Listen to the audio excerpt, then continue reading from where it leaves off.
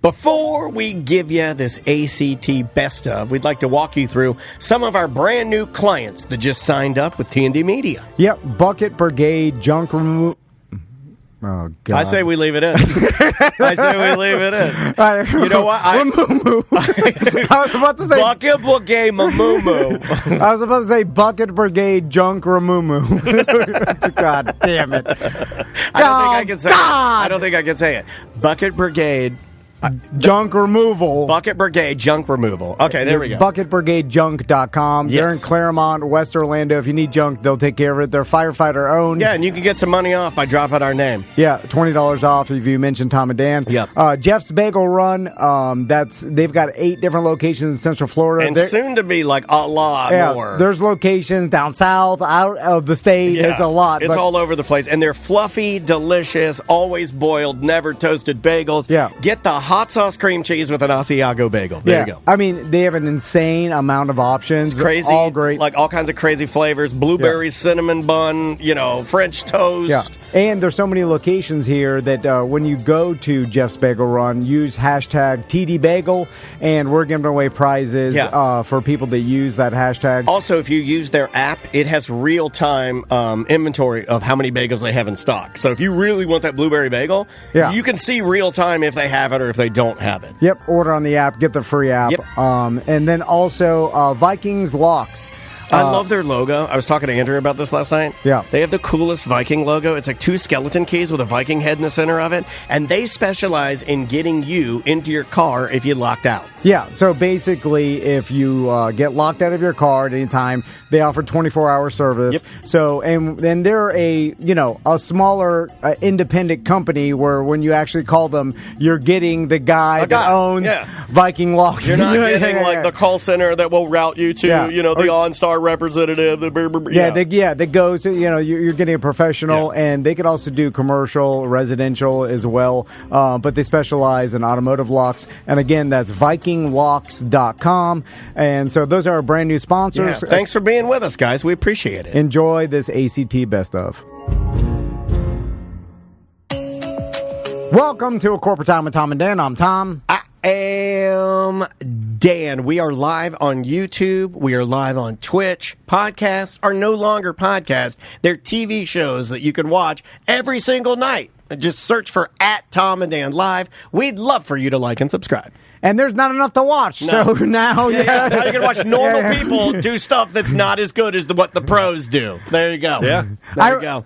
I remember like 10 years, maybe 15 years ago... Gatekeepers were a good thing, dude. Well, Gatekeepers were a good thing. There was a millionaire that we knew, and he was talking about how a particular airline was desperate for content for their, like whatever they're showing on the plane. Yeah. And even 15 years ago, I thought that was weird. I was like, really? Weren't we trying to get our show on there? Weren't we trying to get our show on there? He wanted to pitch to get our show. That was before we're doing any sort of video component. But he was like, man, they're dying for any content. And it's funny to even think about that now. Like, no one's dying for content. Yeah, like I have so much stuff. I have too much stuff to even keep up with. Like even shows I don't want to watch, shows that I want to watch, movies that I want to watch. Like there's no way. It's impossible. Yeah. I'll tell you what not to watch, Baby Reindeer. I know I'm late with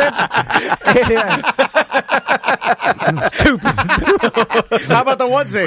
How about the roommate? Oh, yeah. Well, Crystal was telling me, roommate in the butt. Yeah. Well, at that... that means nothing, so I think I can say that. First time, also, I don't think... You're bringing it on yourself, dude. That's his fault. But that's how you know he's serious. When he's like, you're bringing it on yourself, quote, dude. Yeah. But listen... Better than bro. A lot of victims, they bring it on themselves. Oh, my God. Tom the victim blamer. I'm not answering myself to that one. No. Hey, I'm just gonna I do not agree with the statements Tom has made. I don't care. He doesn't care. Jerry Jones. He doesn't care, dude. Tell He's me. going to be on Jamie Foxx's Instagram in a little bit, it He sounds doesn't like. care, dude. Tell me if the reindeer didn't put the boofing on himself. Anyway. Are we doing Nerd Talk? Yeah, let's do it. All right, it's time to do it. Nerds. Oh, here, let me turn it up. Nerds. Nerds. Nerd Jock. Baby Rich. It's Nerd Jock with EJ. How you doing, EJ? Good. I had a good time on the cruise. No, I'm glad you did. Yeah, thank you. You brought that on yourself, dude. I didn't ask. I was just saying, told me like, some this irrelevant guy is- information. This guy's all-time level grumpy. Like He's mad Marlon canceled. That's what it is. I'll tell you what was the icing on the You cake. did all that preparation and it's wasted. We had two guests booked for today. We had Edwin McCain and Marlon Wayans, and they both canceled, and we wasted a collective 4 hours of reading time. We do a lot of prep for these guys. Yeah. Only to ask them, what's it like coming out to a Marlon Wayans show? The only preparation I like is H. I love it. That was pretty dumb. Well, you only do the standard anyways. What do you mean? What's the worst gig you ever did? And have you ever done one of those How college dare you? ones? This is why I'm mean to EJ. It's easy to give it. By the way, also, I do have to say for our audience, it makes me very awkward when you're mean to EJ out in public. I thought you were talking about me. Because they're I thought you were doing. talking about me. Oh, yeah, on the I got cruise. called a POS a bunch On of the times. cruise. on the cruise. It's awkward. I'm like, yo, calm down. That's for the show. This is a human being here. Do you We're not remember, recording. and I think you will, because I think this may have been one of my first drinks on the boat. We were standing together, and then you had given me the realization that you were drinking, and I was like, I was like, oh, wow, no way. And some guy goes, hey, you guys need anything? And he had his card out, and you were with me, and he turns to me, he goes, what do you want? Your Coors Light? He goes, hey, what's this fat POS? And I'm like, I will say, I'll give him They want to credit when be he in on has the a joke. point. I understand. Okay, I'm not all right. really mad about it because everyone wants to be part of the team. It's fine. No, but it's like we're doing a show here. We're giving our buddy Guff here, and he gives it back. But they go very There's hard. no malice behind when you guys do it. There's malice behind these guys doing it sometimes. They're trying to do it as a joke. They're like, "We heard you do it," but I learned it from you, Yeah, but then Dad. one guy did lean over to me and he's like, "We're gonna kill him." I'm like, "No, we're not going to kill him. Good luck That's with not that. the point. This is not the show. We're just messing around." Even though when we're not on the show, sometimes I do it to EJ too. Oh, yeah, true. That's true. That is Via true. text. So I feel like text speaking don't of that- count. I brought the kayak. Where do you want it? All right. Yeah, right up your. Yeah, I'm going to put it right in here. I'm Yeah. switching out the arcade machine. I'm bringing the kayak in. I like that guy at the bar. Keep doing it. Mr. Fat POS. Maybe do all that work for nothing. So EJ brought his hand dolly to take out. That thing weighs 5 pounds. I don't know why you need a dolly. You can just pick it up. Just in case I had to take it What are you further so for the big car. for? I got a good parking spot up front, so that's the reason why I kind of don't need it. But yeah, It's almost like you're big for no reason. Anyway, so EJ dropped this Mortal Kombat machine off. It's a Mortal Kombat 2 machine. It's the half size. it's one of those one-up ones. Yeah, it's a tinier version. You dropped it off. We've been bitching about it for months. Now I do kind of like the way it makes the lobby look. I will say that Maisie kind of liked it, although she did bully me and say, it's your size, Daddy, which, enough of that. with Josh Wolf and Josh Wolf other did that. comedians. Then Josh Wolf said, let me take a picture of you with it. I was like, that's okay. then he said, hold on, just take a picture of me with it and I'll send it to Brad Williams. to little person comedian Brad Williams. That's This whole stupid, Oh, I love that. This whole stupid Oh, it Mortal pays Kombat off. machine has spiraled out of control. Now Brad Williams Yeah. like, what the F? Yeah, Brad Williams is now And mad then at Josh he's Wolf. going to cancel on you next time he comes. My for sure. daughter is making fun of me, saying, "Oh, did you play the video game, Daddy?" So, right after you dropped it off, we started scheming a way to get you back for leaving trash at our show.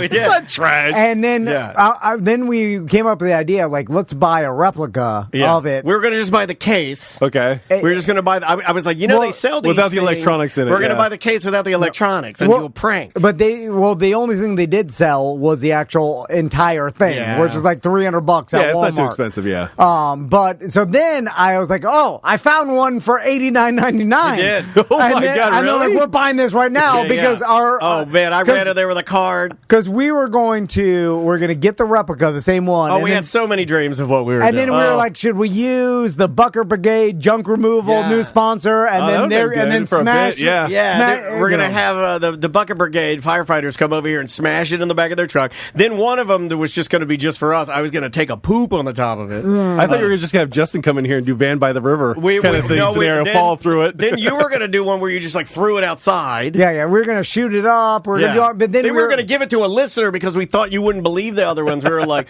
well, what if we just say like, hey, free to anybody who can get it, and then just have somebody come pick up the one we bought and just take it away. So then I get the email. It arrived at my house. So I told Daniel it was a Friday. So excited, we were freaking out. So I'm like, oh, it arrived at my house, and then I was like, I'm gonna let my sons play on it for a little bit before we break it. It'll look better used. Yeah. It's like, it's like $90, but before we blow it up somehow. So I get home and then I don't see it. I'm like, where the hell is it? And then I'm like, I'm like checking my email. I'm like, hold on, it says it showed up. And then I text Crystal. I'm like, hey, did a giant package show up? And she's like, one package showed up, but it's not giant. And then like, what the hell? And then I go inside my house. I know which one he got. They make the exact same one, but it's like miniature. Yeah, it's like 18 inches. And then I was like, God damn it!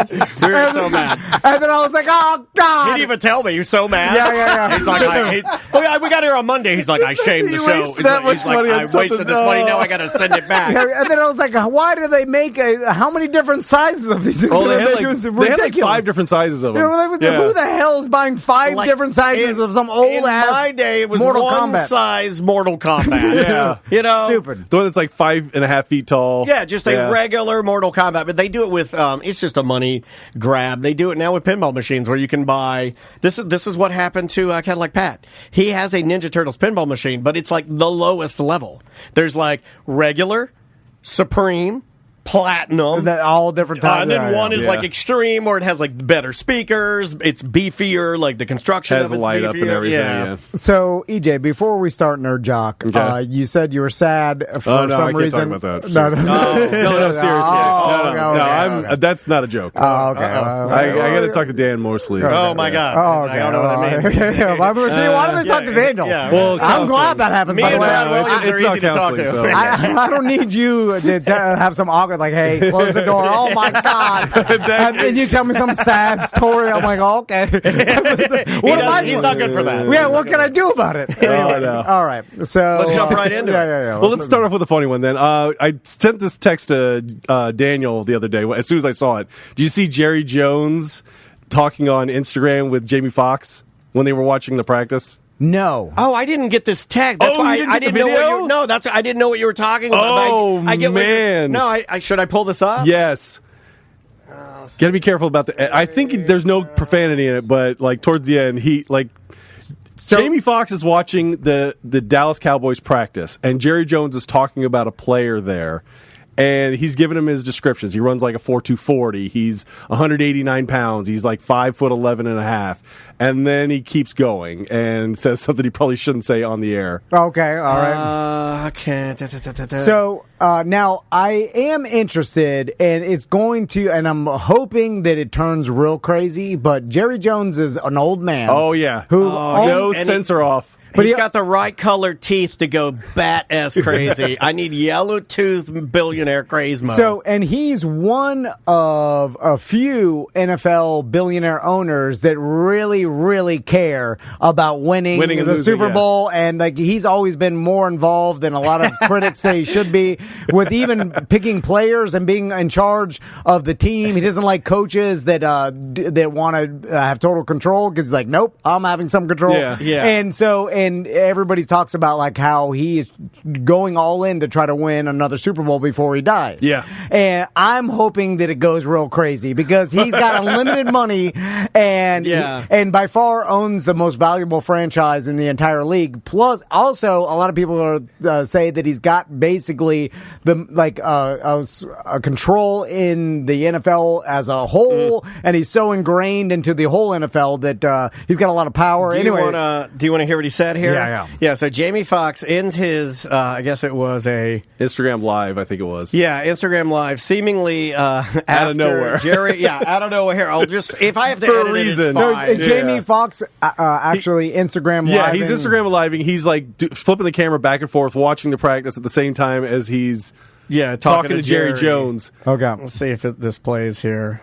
Okay, hold on. Getting the audio is always weird.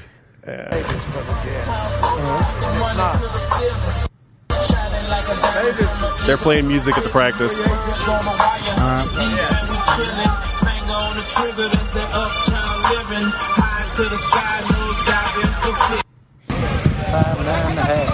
5922. 441. Okay.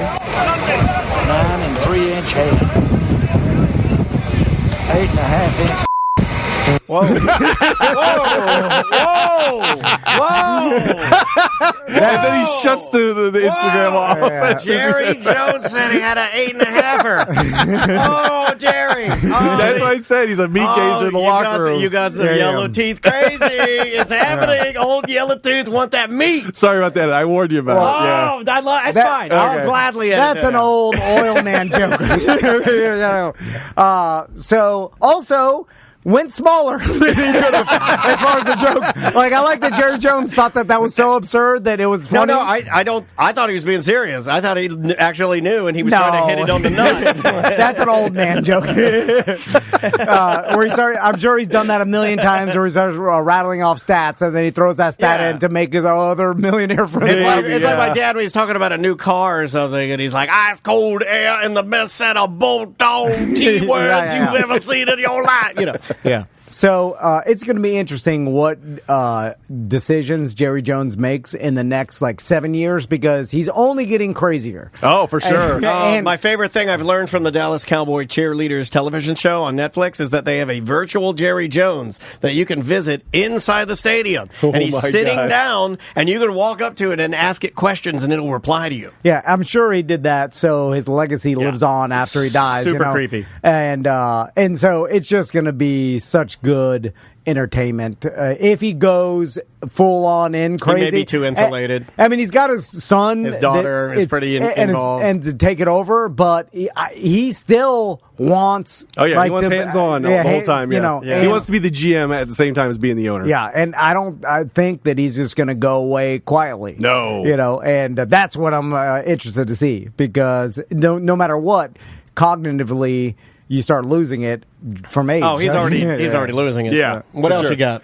Well, we definitely get to talk about the NFL. How'd you do in your gambling this weekend? Horrible, EJ. This might be the end of it. The rumors are he's taking a step back from the old. Yeah, it was hard to watch the Dolphins game, dude. There was a flag on almost every play. Yeah, it was so hard to watch. We were calling that like when we were in the chat. We were in the Guillotine League chat. And then it was just like, there we go. There's another flag again. It was like, boom. It was like, it was a very slow game. And then they were bad calls, too. They weren't even the guy didn't even move, and they called false start, and it was just, ugh. So I'm kind of gun shy with making predictions. So I won't say this is a prediction, but mainly what I believe, and it's unpopular opinion, but it's about Tua and his concussions.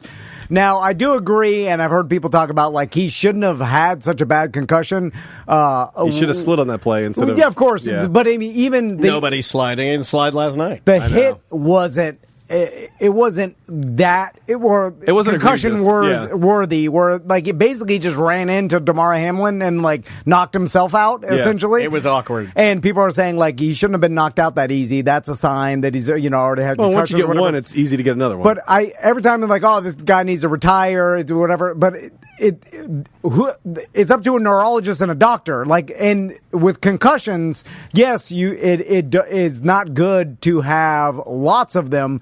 But it really is real bad back to back. Yeah. And I'm telling you, in the 90s, these players used to have 5 concussions a game, or at least multiple. They used to give them smelling salts. Remember that? Yeah, he was bad every week. They give you the salt and get you right back out. You played at UM in the 90s with some of the best football players that have already retired. Yeah. Frank Gore was the last one to retire that I played with. But even back then, there was concussions all the time, right? Smelling salts. I got a couple concussions at Miami. That was the worst injury that I got. Falling off the bench? No, being the practice squad. Variation of the guard tower joke. I support that. Al Blades flipped me on my head once, and Chris Campbell spun me like a top, trying to do a kick him out. And I know we know more now, but as far as football, playing the game, you would. Or I would, as a fan and as a fantasy football owner of Tua, would rather him get concussions than get blow his MCL out or ACL out. That's harder to come back from. Yeah. The concussions immediately, the doctor would be like, he's fine the next day. Yes. He's not going to remember his grandkids' names. Well, that's far down the road. That's up to him. Is there any Maybe play, it won't matter. Is there any play here at all for Tua to to come back and play and get concussed again and tell people he'll wear a Guardian cap. The odds are a lot higher. Well, here's my question.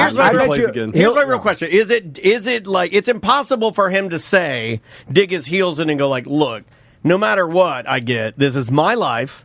I like football, and I'm going to play. And if I keep getting concussions, that's my choice because I like doing this. So.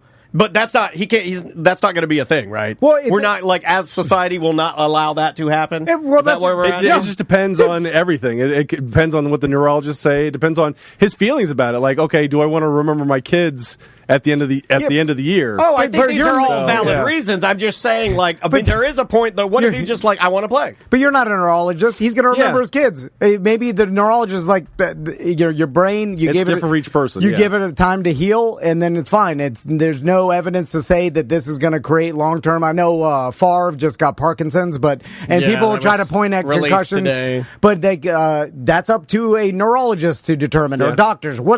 Society doesn't know anything. And they let DeMar Hamlin back on the field. That guy died.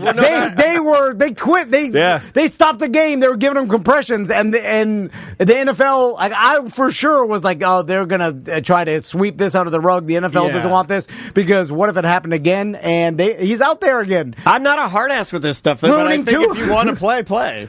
I've always been that way with sports. If a doctor it's your decision. At the end of the day, it's your decision. But at the same time, with brain injuries, you have to worry about, is he of right, sound mind to make those decisions, too, at the same time. And a doctor will make that decision. But I also feel that way about, any firefighters that get injured on duty, and then they, why do you want to go back? I love doing it. Okay, well, then you should be able to do that. If he wants to do it, he should be able to do it. But I do think they're going to make him wear a Guardian cap. Oh, for sure. Well, that's what they're going to try to give him the new stuff all over the place. I don't know if they'll even let that happen because is it too bad of a story? If we knew, and we don't, but if a doctor said, "Oh my God, this is bad," we looked at it, and based on what I know about neurology and me as a doctor, this guy's going to be like Muhammad Ali at Muhammad Ali's age.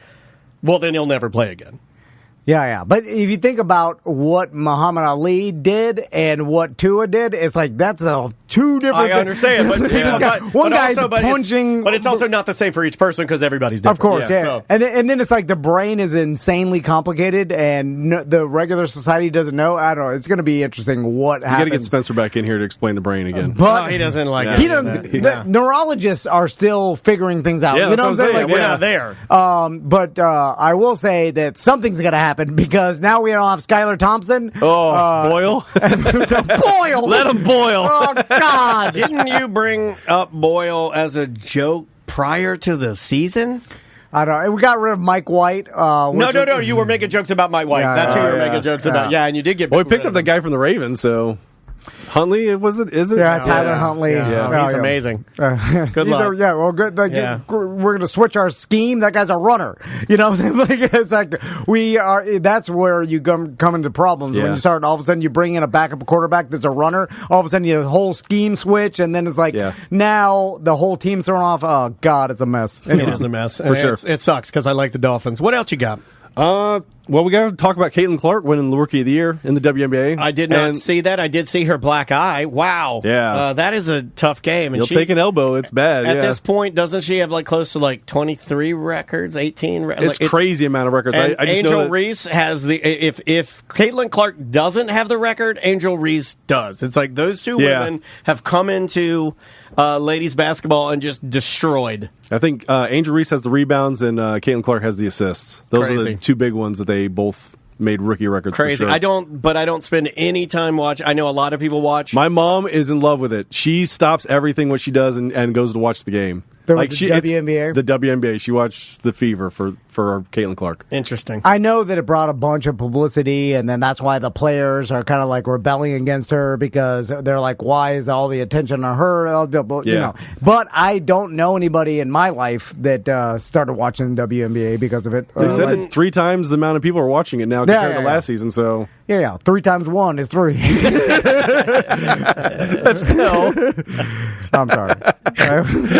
I don't know where to go from there. God. No, I do. I like that. I made me laugh. That was funny. Oh, the only other story I have for sports is did you see UM football beat USF really badly in Tampa. UM's been on a tear, right? Dude, they're pretty good. Yeah, Cam Ward beat up on the Gators pretty bad, right? Yep. And they beat, what was it, Ball State or something like that? Yeah. UM's doing pretty good. They're doing good. But the one that made me the most impressed was they're routing USF at the time, and Cam Ward says, we're going right in this gap right before the play, because they were talking a bunch of Cass S on him on Instagram. So he's like, we're going right here. We're going to score on this play right here. And sure enough, that's what they did.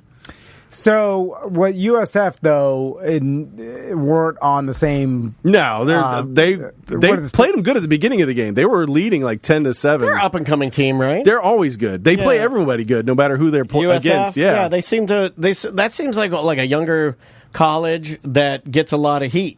They're going to get a new stadium. They're going to do on-campus stadium instead of playing at Raymond James. I went to a USF drum camp back in the day. Yeah? Stayed in the dorms there and played snare drum for a full week. They always had camps. They had football camps at USF dance that camps. we went. Yeah, we have some friends that... Oh, man, I remember my armpits getting torn up because of the fit drills. Ugh. I wonder what colleges, business-wise, are experiencing now. I bet it's hard. You don't really hear that they're having that much trouble, though. I don't see stories like, "Hey, their enrollment's down" or anything like that. But you'd think it would be just because of all the options. It seems like it is everywhere. You do hear it with the armed services, which would be your. Some people go to college, some people go I know that recruiters are having a terrible time. And I know, with technical schools and you have so many more options, and then it's not, I don't think anybody's doing anything, pushed. Tom. I don't. I think everybody's just like, I'm just going to ride it out for a little while, see how this goes. But then, I feel obligated to push my sons to go to some sort of college if it's because they don't. It's just a point. I look at it like a point. It's like filing down a pencil or something. Tommy's 10 years old. It's not that far away. 8 years, it's like 8 years. You got to make a decision. Yeah, it's not that far, and then he's not going to know what he's going to want to do in 8 years. So it's like, if you don't know, then go to university and then at least get that. But if you definitely want to be something, then of course I could push you in the right direction. That's not like so a trade broad. School instead of But he's not going to know. That's why I always hated know nothing. That's what my nephew's doing. He's but going without knowing were most of my friends, right? And they when the ones that I went with, that's why I always hated the old cliche, like you can't finish, or or being bagging on people for not having their major declared or not knowing what you want to do. I mean, sometimes you use college as a springboard, as a way to figure that out. And I can't make the argument that anybody I went to school with was worse off for going to college. A lot of people that have an insane amount of debt. My student loans, I'm still paying my student loans. So, but I mean, I wouldn't. Yeah. Well, I was going to say I wouldn't call you a failure, but I'll walk that back. So my friends, I'm going to walk that back. People would pay the money that I paid in student loans to have the experiences that I had, for sure.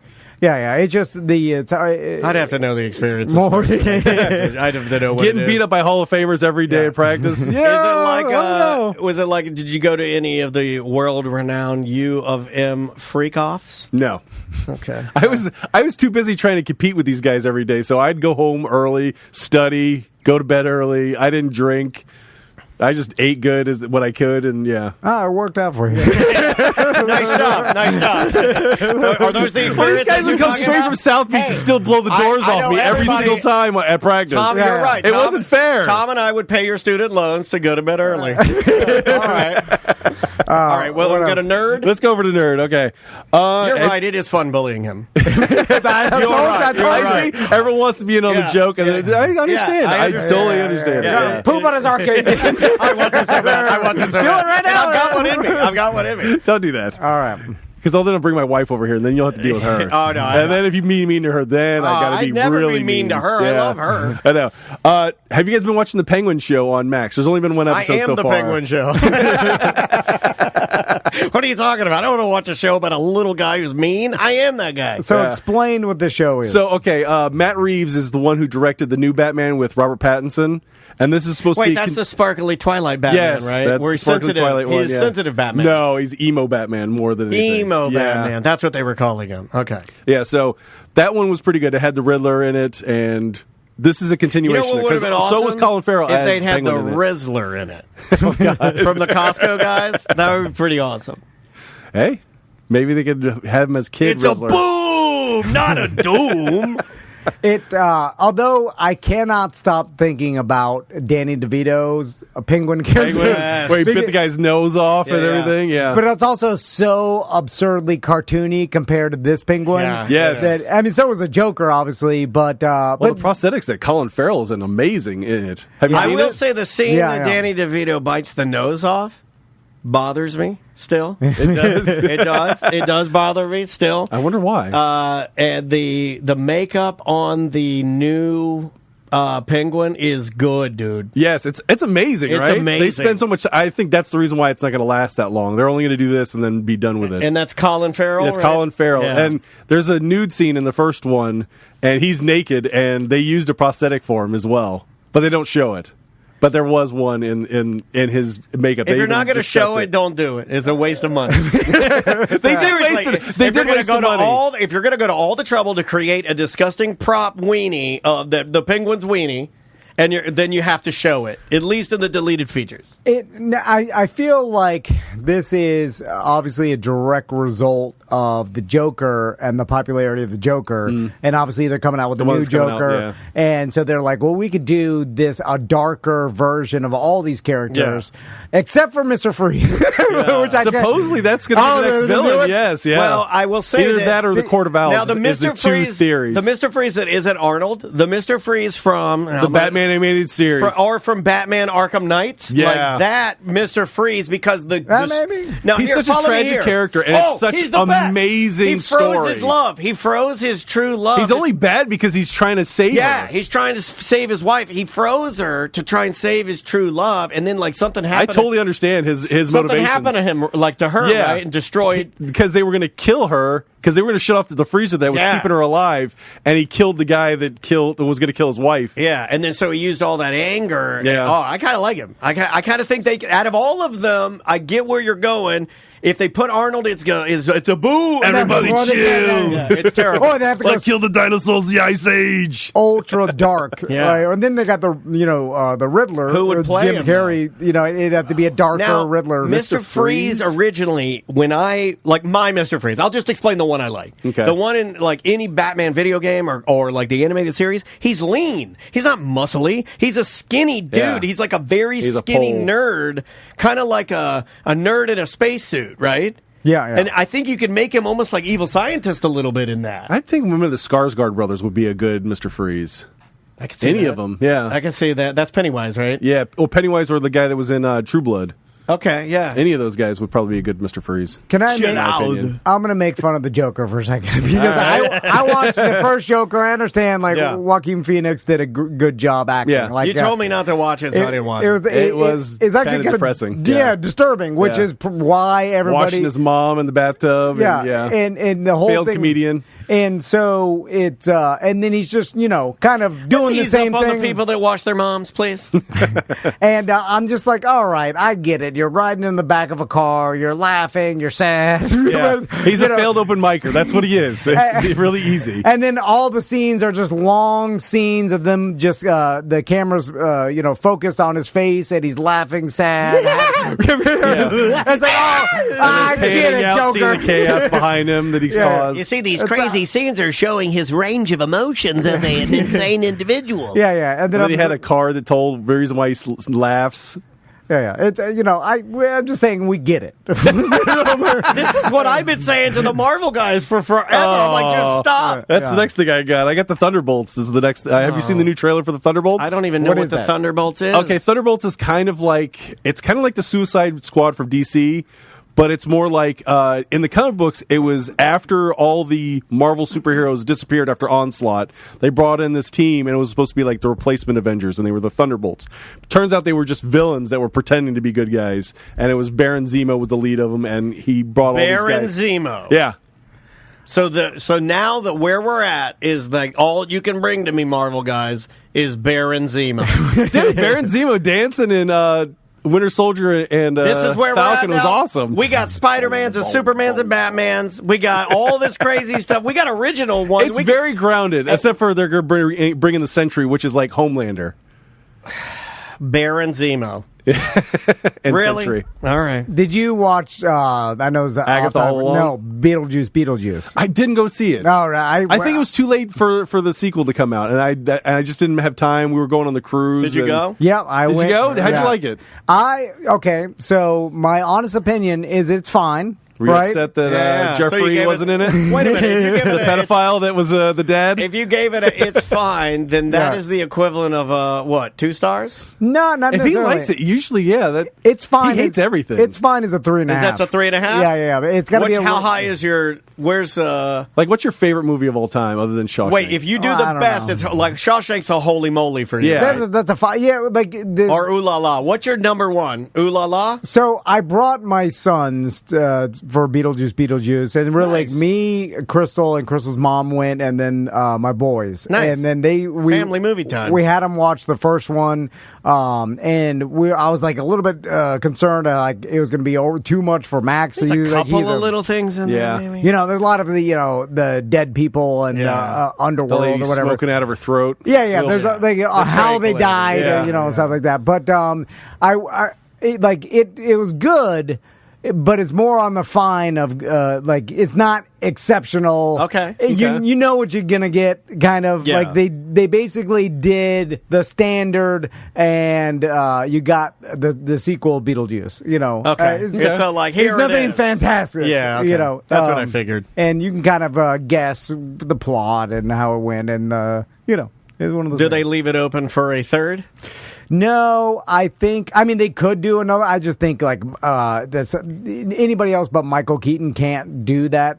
Yeah, That people, okay. I don't think people will accept like another Beetlejuice, and I don't think it would sell. I mean, maybe you could do it and try it for cheap, but I think this is probably the last one. All right. But he did a good job. Jenny Ortega do a good job? the who? Jenny Ortega. Is that the new? The one that plays Wednesday Addams. Yeah, she did fine. fine, yeah. She did her job. She's just like Yeah, she yeah. always. Everything does. was Okay. fine, and how they handled like the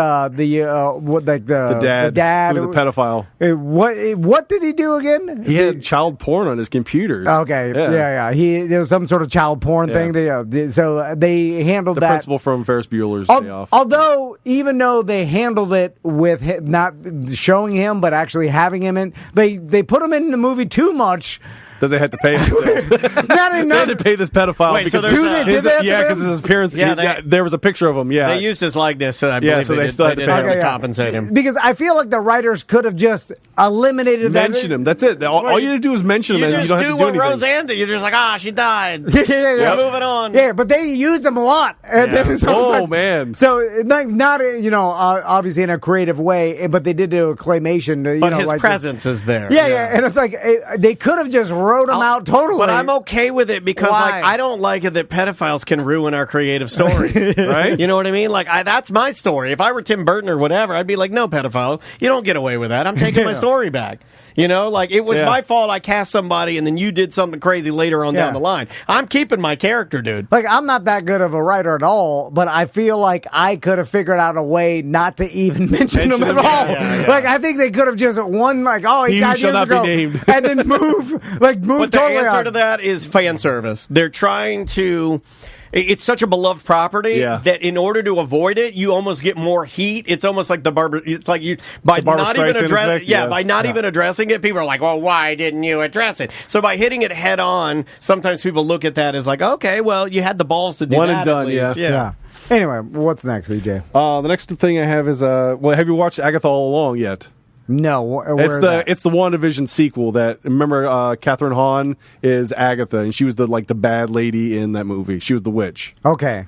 So, where is this on? It's on Disney Plus. Okay. It just came out. The new episode comes out Wednesday. Tomorrow is another one at 9 I don't think I o'clock. use Disney Plus anymore. I think I just realized that. And it's that you You have don't have, it. you don't have Disney Plus I and know I Hulu have it. and ESPN Plus. I have it. I'm just saying I don't think I use Disney Plus. And I now don't it's think- like Max is included with it. Yeah, with I don't think a we package, use that yeah. anymore. I think we do we do Hulu. We use that. Prime. We use Netflix, obviously. We're watching, Prime. I'll use Yeah. that for Chimp Crazy and stuff like that, I think is on You use there. Peacock. HBO. No, I don't think I do. I think Disney Plus, I think we're out. I think I'm done with that one.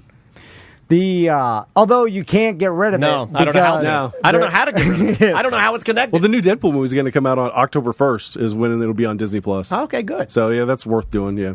So Agatha Plus. Agatha all along. Is the name. If you loved Agatha, you're going to love Agatha. It has Plus. Aubrey Plaza's in it as well, and a lot of great actors and actresses in it. And it's for sure. good? Yeah, I enjoy it a lot. A lot of people are hating on it because it's a mostly women cast. But is anything good right now? Or are we just putting out so much stuff that everything's just okay? This is the problem I have. Just fine. No, but is everything just fine? Because we're putting out too much stuff. We need to all pull back, and just sit for a couple of days and just don't put anything out. I think, like you always say, being mean to stuff is funny, and gushing over stuff is not funny. So I think there's too much people hating on stuff just because they want to be like influencers and stuff like that. You're going to go negative if you want a reaction. Yeah, and that's what if you're liking it, they're like, okay, I'm going along with you. You're noise out there. You're not anything. Like even me saying Beetlejuice is just fine is horrible entertainment. Yeah, it's not good. I needed if you would have hated on it, we would have loved it. Something. Yeah, but we wanted your honest opinion. Yeah, we want to hear. What was that one movie that you watched with the crow that she ate the crow and she was dying? It wasn't of cancer. a crow. Wednesday. It was Wednesday. It was a parrot. Wasn't it called Tuesday? Yeah. Oh yeah, whatever it is. See, when you hated on that, that's great entertainment. Wednesday for sure. is a completely different movie. Yeah, but that's honest because there's no reason to hate on Beetlejuice. Yeah, it really is. If you hated on it, you're nitpicking, and you're trying to be over the top, right? And have like over the top, and then it's disingenuous, and we know it too. Yeah, because if you really loved it, that's completely different. Because I heard some people in the theater like they were laughing at things that I weren't, and they were getting they must have been really Beetlejuice fans of the original. So they call themselves juicers. They were getting all the juicer callbacks, and they loved there was a little Easter eggs and stuff. Yeah, they hit a lot of stuff in there for the super fans, and the super fans probably loved it more than me. What was that guy's name? Was it Jack LaLanne that was the juicer?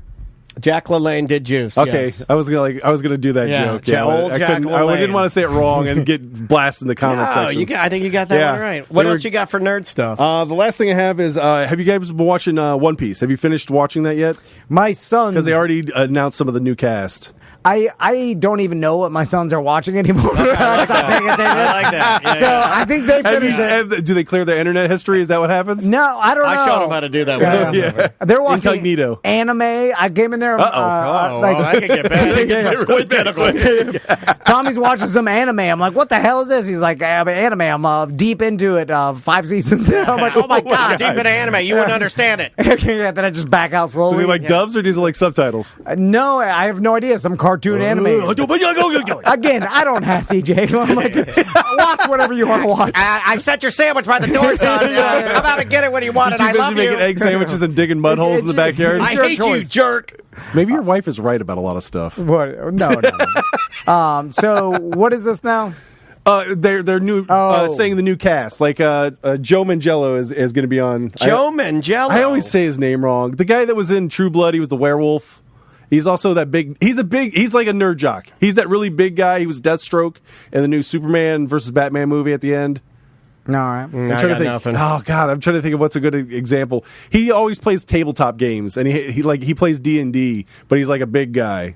He's like my size. So he's in the cast of One Piece now? Yeah, he's going to be Mr. Zero or Crocodile, as it was the announcement. Then there are also another couple other people. These are like whimsical baby pirates. Oh yeah, it's all weird characters. It's for younger audience. Right, that's what I thought. Yeah. Oh, Magic Mike, he was the firefighter. Yeah, there you go. Everybody was trying to get me to watch this and like One Piece, and every time I'd watch, like, it looks really. It's amazing. Like the production quality looks top tier, but it just I think I'm a little. It's too baby. Yeah, I can see it. Yeah, but I'm not going to diss on how great it does look. Like they're putting a ton of money.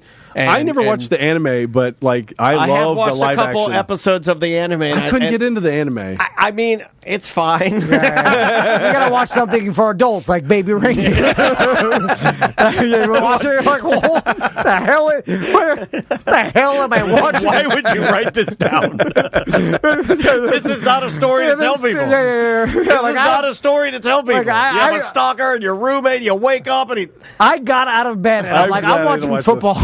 walked to the living room and turned on. I hate watching movies like that. Like they ruin your day, and then you have to do something really the opposite of that. I've been holding. And Chris is all into it. I'm like, oh, what the hell? I don't know if I dreamt this, but I'm going to need your help in looking this up. But I'm pretty sure I saw on Deadline or one of the Hollywood type of deals that there is a sequel or a companion movie to Melancholia coming out.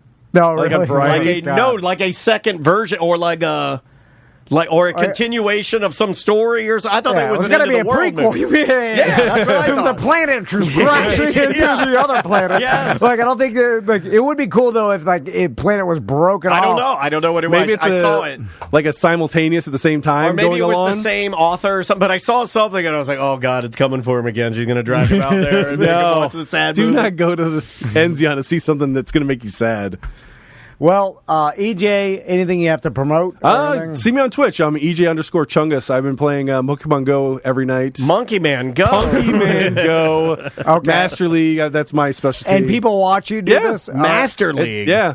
You have to be a master to be in the league. I'm Yeah, guessing. it's the highest level league, so like it has no limit on your CP of your Pokemon. Now, I am curious of the You people. can hear me yell at my kids and tell them to go to bed and brush their teeth. If you watch As I'm EJ playing. play this, email me because I want to interview you. I want to see what your life is. I had a guy watching me from South Africa the other night. So really, Yeah, he's- yeah. with your fake Pokemon. There's a lot of guys that are like, but there's a You are lot of big for bots that nothing. try to get you to like log onto their Discord and And you try do, to- don't you? Oh, my God. I think There's that a so lot many of the people porn that are viruses. watching are that. So you got one guy from South Africa and some Discord bots that watch you. And a guy from like Vancouver. Okay, yeah. all right. I want everyone to go there and watch and make a fake name, and let's try to catfish EJ. Please. Let's try to get him thinking that people are really watching this. And let's try I to will get probably him. be on there between like 7:30 There you and go. 8 o'clock tonight. No, All right. Okay. Go watch Every EJ night I'll be doing it for the past Chungus.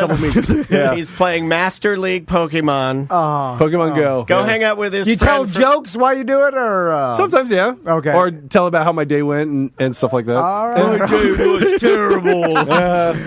So you Well, I'll tell you about glad Friday. I'm here with you, South African friend, in my web bots. Who's going to win the election, web bots? I'm, Oh, I avoid that. No, I took a no from They're you all guys. No Russian politics. bots. They're Yeah. all trying to influence the election. I don't mean this to sound mean. You're gonna say something. Just get it out of your system. No, I honestly, I don't. But if someone is like, "Hey, do you want to listen to EJ talk about how his day went while he plays Pokemon Didn't you say Go?" you wanted to hear a normal person the other day?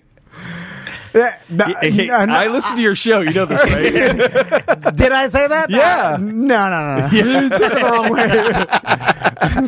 This is not what a normal person does, though. no, this is, and you're not. And I would am not I a would normal say you're not a person, for normal sure, person. yeah. Okay. All right. Let's get out of here. Yeah. We will be right back. Welcome to A Corporate Time with Tom and Dan. I'm Tom. I am Dan. We are live on Twitch and on YouTube, and you can watch podcasts now on Twitch and YouTube because podcasts are no longer podcasts. Everybody has them, including Hawk Tua Girl, Haley, whatever her name is. Also, if you want to enter a couch in the Sofas and Suds Sanford Couch Racing coming up November 24th, you can go on Sofas and Suds Facebook page or email me. I'll forward it to Mike Smith. He'll get you in there. You know, there's a small fee and some rules, but it's a great way to promote your company. Super fun, great promotion. Tons of people, thousands even, will be down there. And I know from behind the scenes, they're filling up the spots now. So if you do want to get in, you know, of course you have to have a couch and the specifications, but now's the time. So email me, tom@tomanddan.com. I'll forward it over to Mike. All right. Now, we full transparency, we do have a Weird Job scheduled. You can see this gentleman on our screen right now on the bottom left-hand corner if you're watching. But Tom always likes to, bring something a little new. And he's like, hey, real quick, can we try to do because should I say what the gentleman's job is?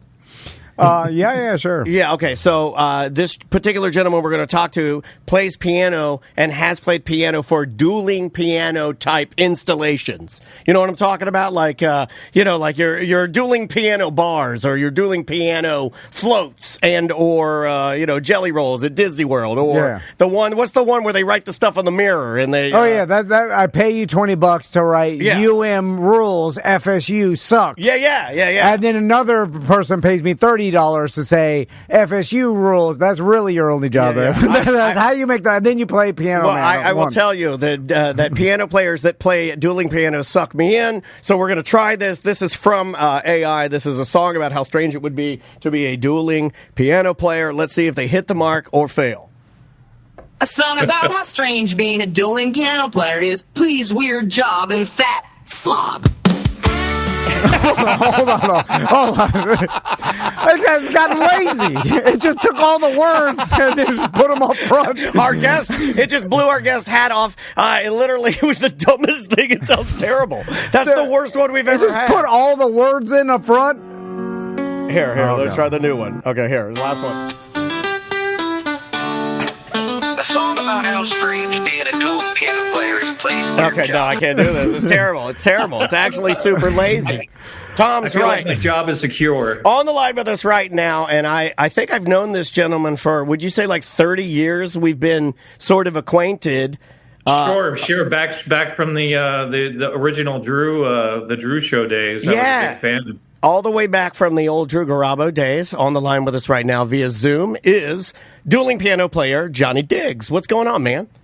Good. I'm doing great. It's good to talk to you again. It's been a while. Yeah, man. It definitely has. So I guess we've already jumped into it, and AI did a terrible job. So Tom, yeah. So Johnny, let me ask you, because I know a little bit about dueling pianos only because Bubba. Of Bubba. Yeah. And I remember when Bubba Wilson got a job as a dueling piano player, and then he was telling us like he had to audition for it, and you had to know all these popular songs that they know people would request. And he was not stressed out at all. Yeah, and the hardest one being Bohemian Rhapsody, just because there was a lot. He's like, it's a harder song than it seems to play on piano. And so let's talk about that. So even to become a dueling piano player, are there a list of standards you have to know? Yes and no. I mean, there's a you kind of have to have. Like I started playing at Howl at the Moon back in the mid 2000s, and Howl at the Moon had that was on International Drive. It originally was the first time I ever went to Howl at the Moon was on Church Street. They moved it over to iDrive in the 2000s. Yeah. And sort of the going thing was you kind of had to know you had to have 100 songs in your book, and of those songs there are songs like they call the Big Eight, which I don't you could probably guess what some of the Big Eight are. Hold, let me try to guess. Hold on, the Big Eight. Oh, this is great. For sure, Piano Man. Correct. Yeah. Is Sweet Caroline on the board? Sweet Caroline is definitely on the Big Eight. Yes. I got Bohemian Rhapsody. Survey says. Yeah. Bohemian Rhapsody. Bohemian Rhapsody definitely. Tom got two. Okay. Tom got two. Sweet Home Alabama. Sweet Home Alabama. I would put that on there. It's not really considered one of the Big Eight. Auxiliary. Or back up. Stand by. God, is a Michael Jackson song on there? No Michael Jackson's on that list. No. I guess that's not the dumbest. That was the dumbest.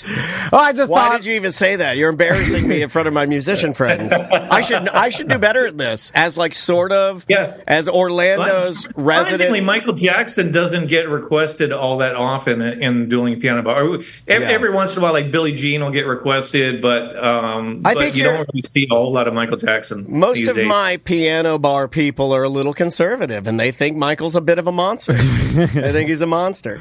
That's political. One of the tricks is to try to stay out of politics when you're up on stage. But other ones include "Don't Stop Believin'." Oh. You got "Crocodile Rock" by Elton John. You got "Brown Eyed Girl." Oh, we missed Brown Eyed Girl. I mean, the most obvious. We've had a gentleman play Brown Eyed Girl for 30 years in front of us, and we didn't guess that. Yeah, we didn't get that one. All right. Hotel California is on there. Okay. So do you, when you go in, obviously, do you try to knock out the big 8 first, and then you're like, okay, I got those down, and then you try to pepper in things that you like, or how do you build a sort of a songbook? Well, you're playing with other players. At Howl at the Moon on any given night, there's typically 4 players, and so you kind of have to, when you're coming up in the ranks, there's more established players, so you don't want to pick the songs that they're good at. Because if somebody else is really good at singing a song, you kind of want to let them do that, sure, because the crowd will like it, and if the crowd's having fun, more tips end up in the tip jars. And so what you end up doing, what I ended up doing, was kind of finding those little gems of songs that are more like one-hit wonders and stuff that people like, that are catchy, but they wouldn't necessarily request it. And so I've put a lot of those in my sort of quiver.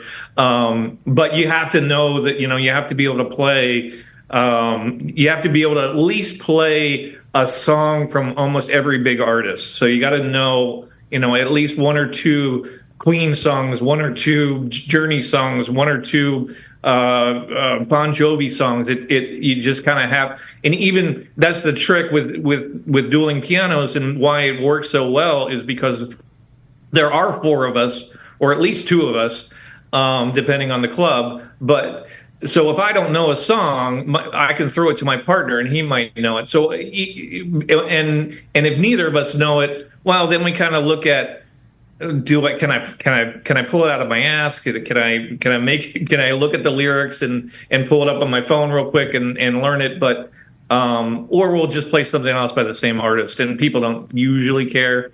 But sometimes we'll get people that want to play, stump the piano player.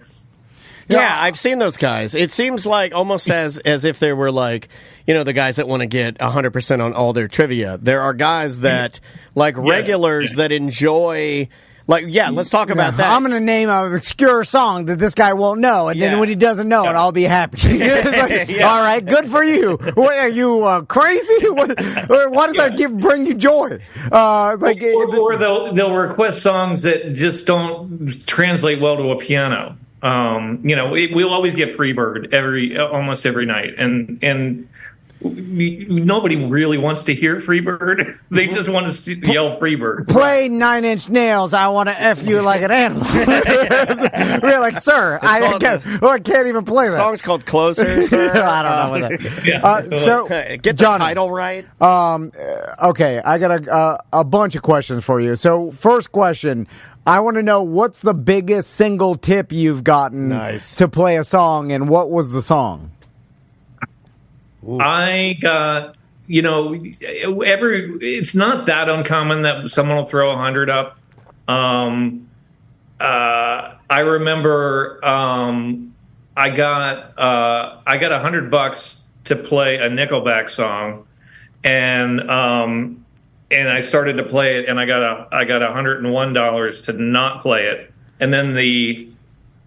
and so I stopped playing it, and then the first guy gave me $200 to play it again. So that was a very, very lucrative song to play, and I don't really like Nickelback, so no one does. Hold on, like $400 to Johnny, do just kind of fumble through a Nickelback song. That's awesome.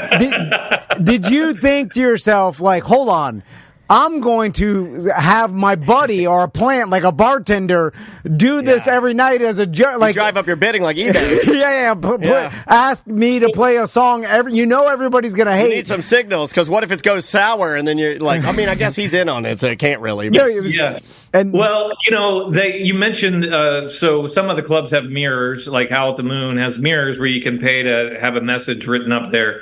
And those are just pure moneymakers.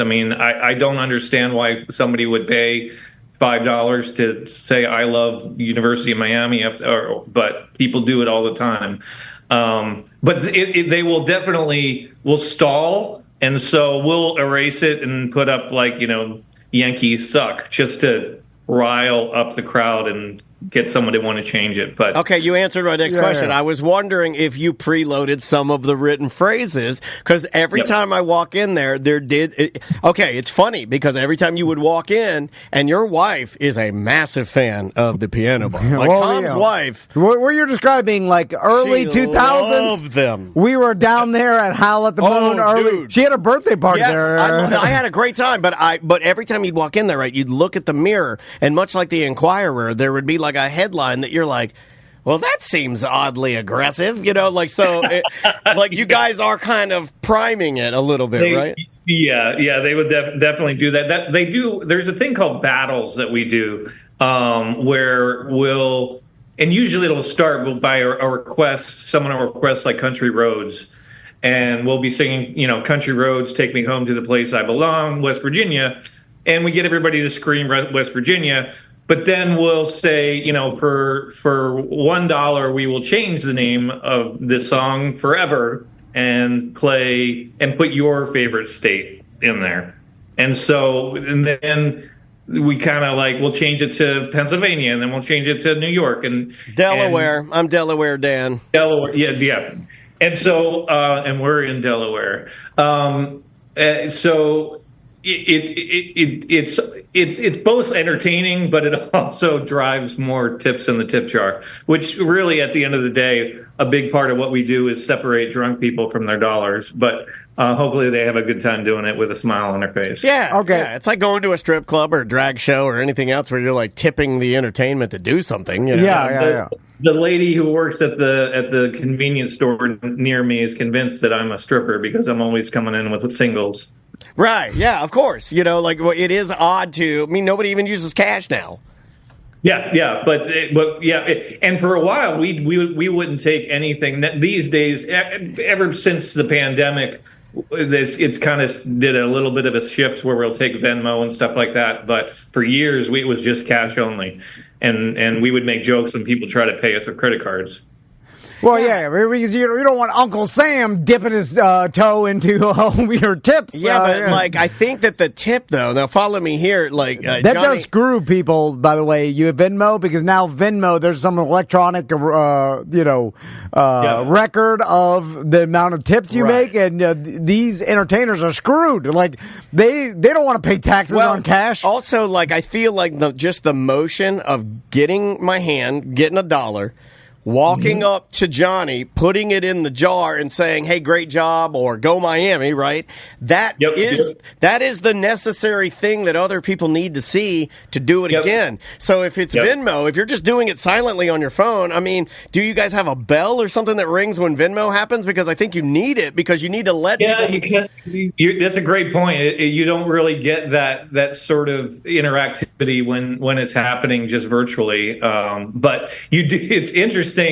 On Venmo, I've got a lot of friends that are players. Well, how Venmo, you can make a public comment, right? Yeah, the feed, which I've always thought is weird. But if I look at my Venmo feed, it is literally $5 Brown Eyed Girl, $5 Poker Face, and you could see. I could almost look at Venmo and figure out what the hot songs of the week are, because it's just all requests. That's crazy. So, Johnny, I'm curious, because I've been to enough dueling piano bars to see the hustle between your partner, because that's a big part of it, is the back and forth with the other dueler, you know what I'm saying? And then I imagine that you create this, act, let's say, where it's loose and a lot of it's improv, but you have your standards and, certain songs you guys know, you have the thing, and then... You have your jokes about Country Roads, you got your bits and things you're going to slide, And then you got, what makes money, which is obviously the sports teams and your writing stuff, and then you're getting people to pay you to stop playing songs that other people hate, all this stuff. So I'm curious, because from looking looking at it, I'm like, these guys can make a lot of tips, right? And I imagine that, and this I want to ask you about the business. Like, does the venue, is it a flat rate and then you make all the tips? Do you have to pay the venue to be there? Because sometimes when entertainers make so many tips, the venue's like, wait. Whoa. You pay us so we bring the crowd. You pay us to be able to make $2,000 tonight. You got to pay us $500 the barbershop. Yes, excuse me, sir. You're renting a chair here. So how does that work? It's I mean, every club is a little different, but for the most part, the players are on stage are running their own little small business inside the club. Okay. And so the club will pay like a base rate, anywhere from a few hundred to $1,000 for the night, depending on the player and the venue. And then the tips we split between. It's we don't. Even though you typically have a tip jar in front of each player, we share the tips with all the players that have been playing that night equally. And so, but we don't tip out. I mean, sometimes we'll tip out, like if other. Sometimes the staff will get up on stage and sing songs with us, and we'll tip them out. Or if there's if we have a back line, someone playing drums for us, we'll tip them out. But typically, it's our own little thing. That's awesome. We don't participate in like alcohol sales or anything like that. So that's all in the bar. Now, what is like maybe your best night? Is it New Year's Eve or like some sort of holiday private weekend party, maybe private party, and like give us an idea of what you could actually pull in on a real good night. On a real good night, I mean, real good nights, you can pull in a couple $1,000s in tips. I mean, I've seen that. On your average night, you're looking in the 100, 200. It's more like a waiters type tips. But if depending on the club and the night, you can do really well. Typically on the big nights like New Year's Eve, surprisingly not as well as you would hope. I would say the corporate events, private parties, and really like where Howl at the Moon is now on iDrive, we get a lot of like convention events, like private events, and like when there's like a pharmaceutical convention in town, and they're just any group that's big drinkers, they just spend money. But on the opposite side of the spectrum, you have bachelorette parties. Yeah. And and those bachelorette parties, they're drunk. Is that you good money. or bad, or are they like case by case? Well, for the most part, they're very demanding for the girl. And usually expecting everybody else to pay for their night. So high demand, low on the tips. Yeah. Yeah. Johnny, which race tips the best? I'm joking. I know. We like to ask everybody. I know the answer. We know. So now, have you ever had an incident where someone wants you to play a song and then gets angry at you, like violent, because you don't know it, or alcohol is involved, so I mean, I guess anything's possible. It's definitely happened. I've had to have people ejected before. Usually, alcohol. Anytime alcohol is involved, people get passionate about things. I had one time someone asked me to write something up on the board, and I didn't really know what I was writing, but it had something to do with bomber pilots and fighter pilots. And we had some like veterans in the audience, and someone paid me $15 or whatever. to write all bomber pilots are gay. Some old man from World War II. He's sitting there drinking a beer. It was something like, right, I hate the Japanese up there. Like something to the effect of like how fighter pilots saved the bombers' asses. Or I don't even remember what the gist was, but I pissed somebody off so bad that they like wrote letters to corporate because. Oh my god! Like, it was. Yeah. But fighter pilots are a different breed. They take it to their grave. Those guys, they're petty. Yeah. My intention was not to insult anybody's military status. So. Sure. Yeah, it's supposed to be the piano bar. I think in its design is meant to be fun. So we're supposed to stay away from you're not allowed to put anything political or religious. We can't put any if somebody writes something down that's dirty, we will do our best to kind of write initials in or try to make it PG-13 instead of X. I don't know. If someone gives you $1,000 to write a camel song, I mean, you're putting it in there. If you give me $1,000, I am singing "Wet Ass Bomber," and it's getting sung by loud. So Johnny, last question, because I imagine you've played Piano Man 10,000 times. You played all the top 8. You played that big wooden. What is the thing? Real quick before you go, what's that big wooden piano you play in Burning Man? Oh, that's so that's a mobile piano bar that we take out to Burning Man every year. It's about 30 feet long, 12 feet wide. It's a platform. It raises 25 feet in the air. And I just got back from Burning Man and we had a great time. We bring out a bunch of players from all over the country and just go out there and have fun. It's like a big. Think of what a Burning Man piano bar would look like. Mad Maxy Burning Man bar. And he's on the top of it, and it sort of looks like, and I'm not exaggerating, it sort of looks like some sort of mechanical dinosaur monstrosity, and he's playing it, and then people are walking through the desert just listening to him jam tunes. It's insane. The base vehicle is a military cargo loader for airplanes. So it was designed to go up to an airplane, lift a bunch of cargo in the air, and they load it on. And so we bought a military surplus one and converted it into an art car. Do you do that just for fun, or is there some sponsor involved, or is it just passion? That is. My God, there's a sponsor involved, but he is doing it for fun as well. He's just a rich guy who loves dueling pianos, and we were talking one year at Burning Man, and I said, wouldn't it be cool if we had a mobile piano bar? And he said, yeah, that would be cool. Let's make that happen. So is it the Playa piano bar? Is that the one? Yeah, Playa piano bar. Playa. Here, let me see if I want to see if I can put this up here because it's too insanely cool to not see. There it is. Crazy. There it is. So that's it. Look at that, dude. It looks like it could both kill you and make you happy at the same time. It's both joyful and horrible. Were you out there for the mud year? I was. We that was 2 years ago. We unfortunately didn't get to take the vehicle out in the mud.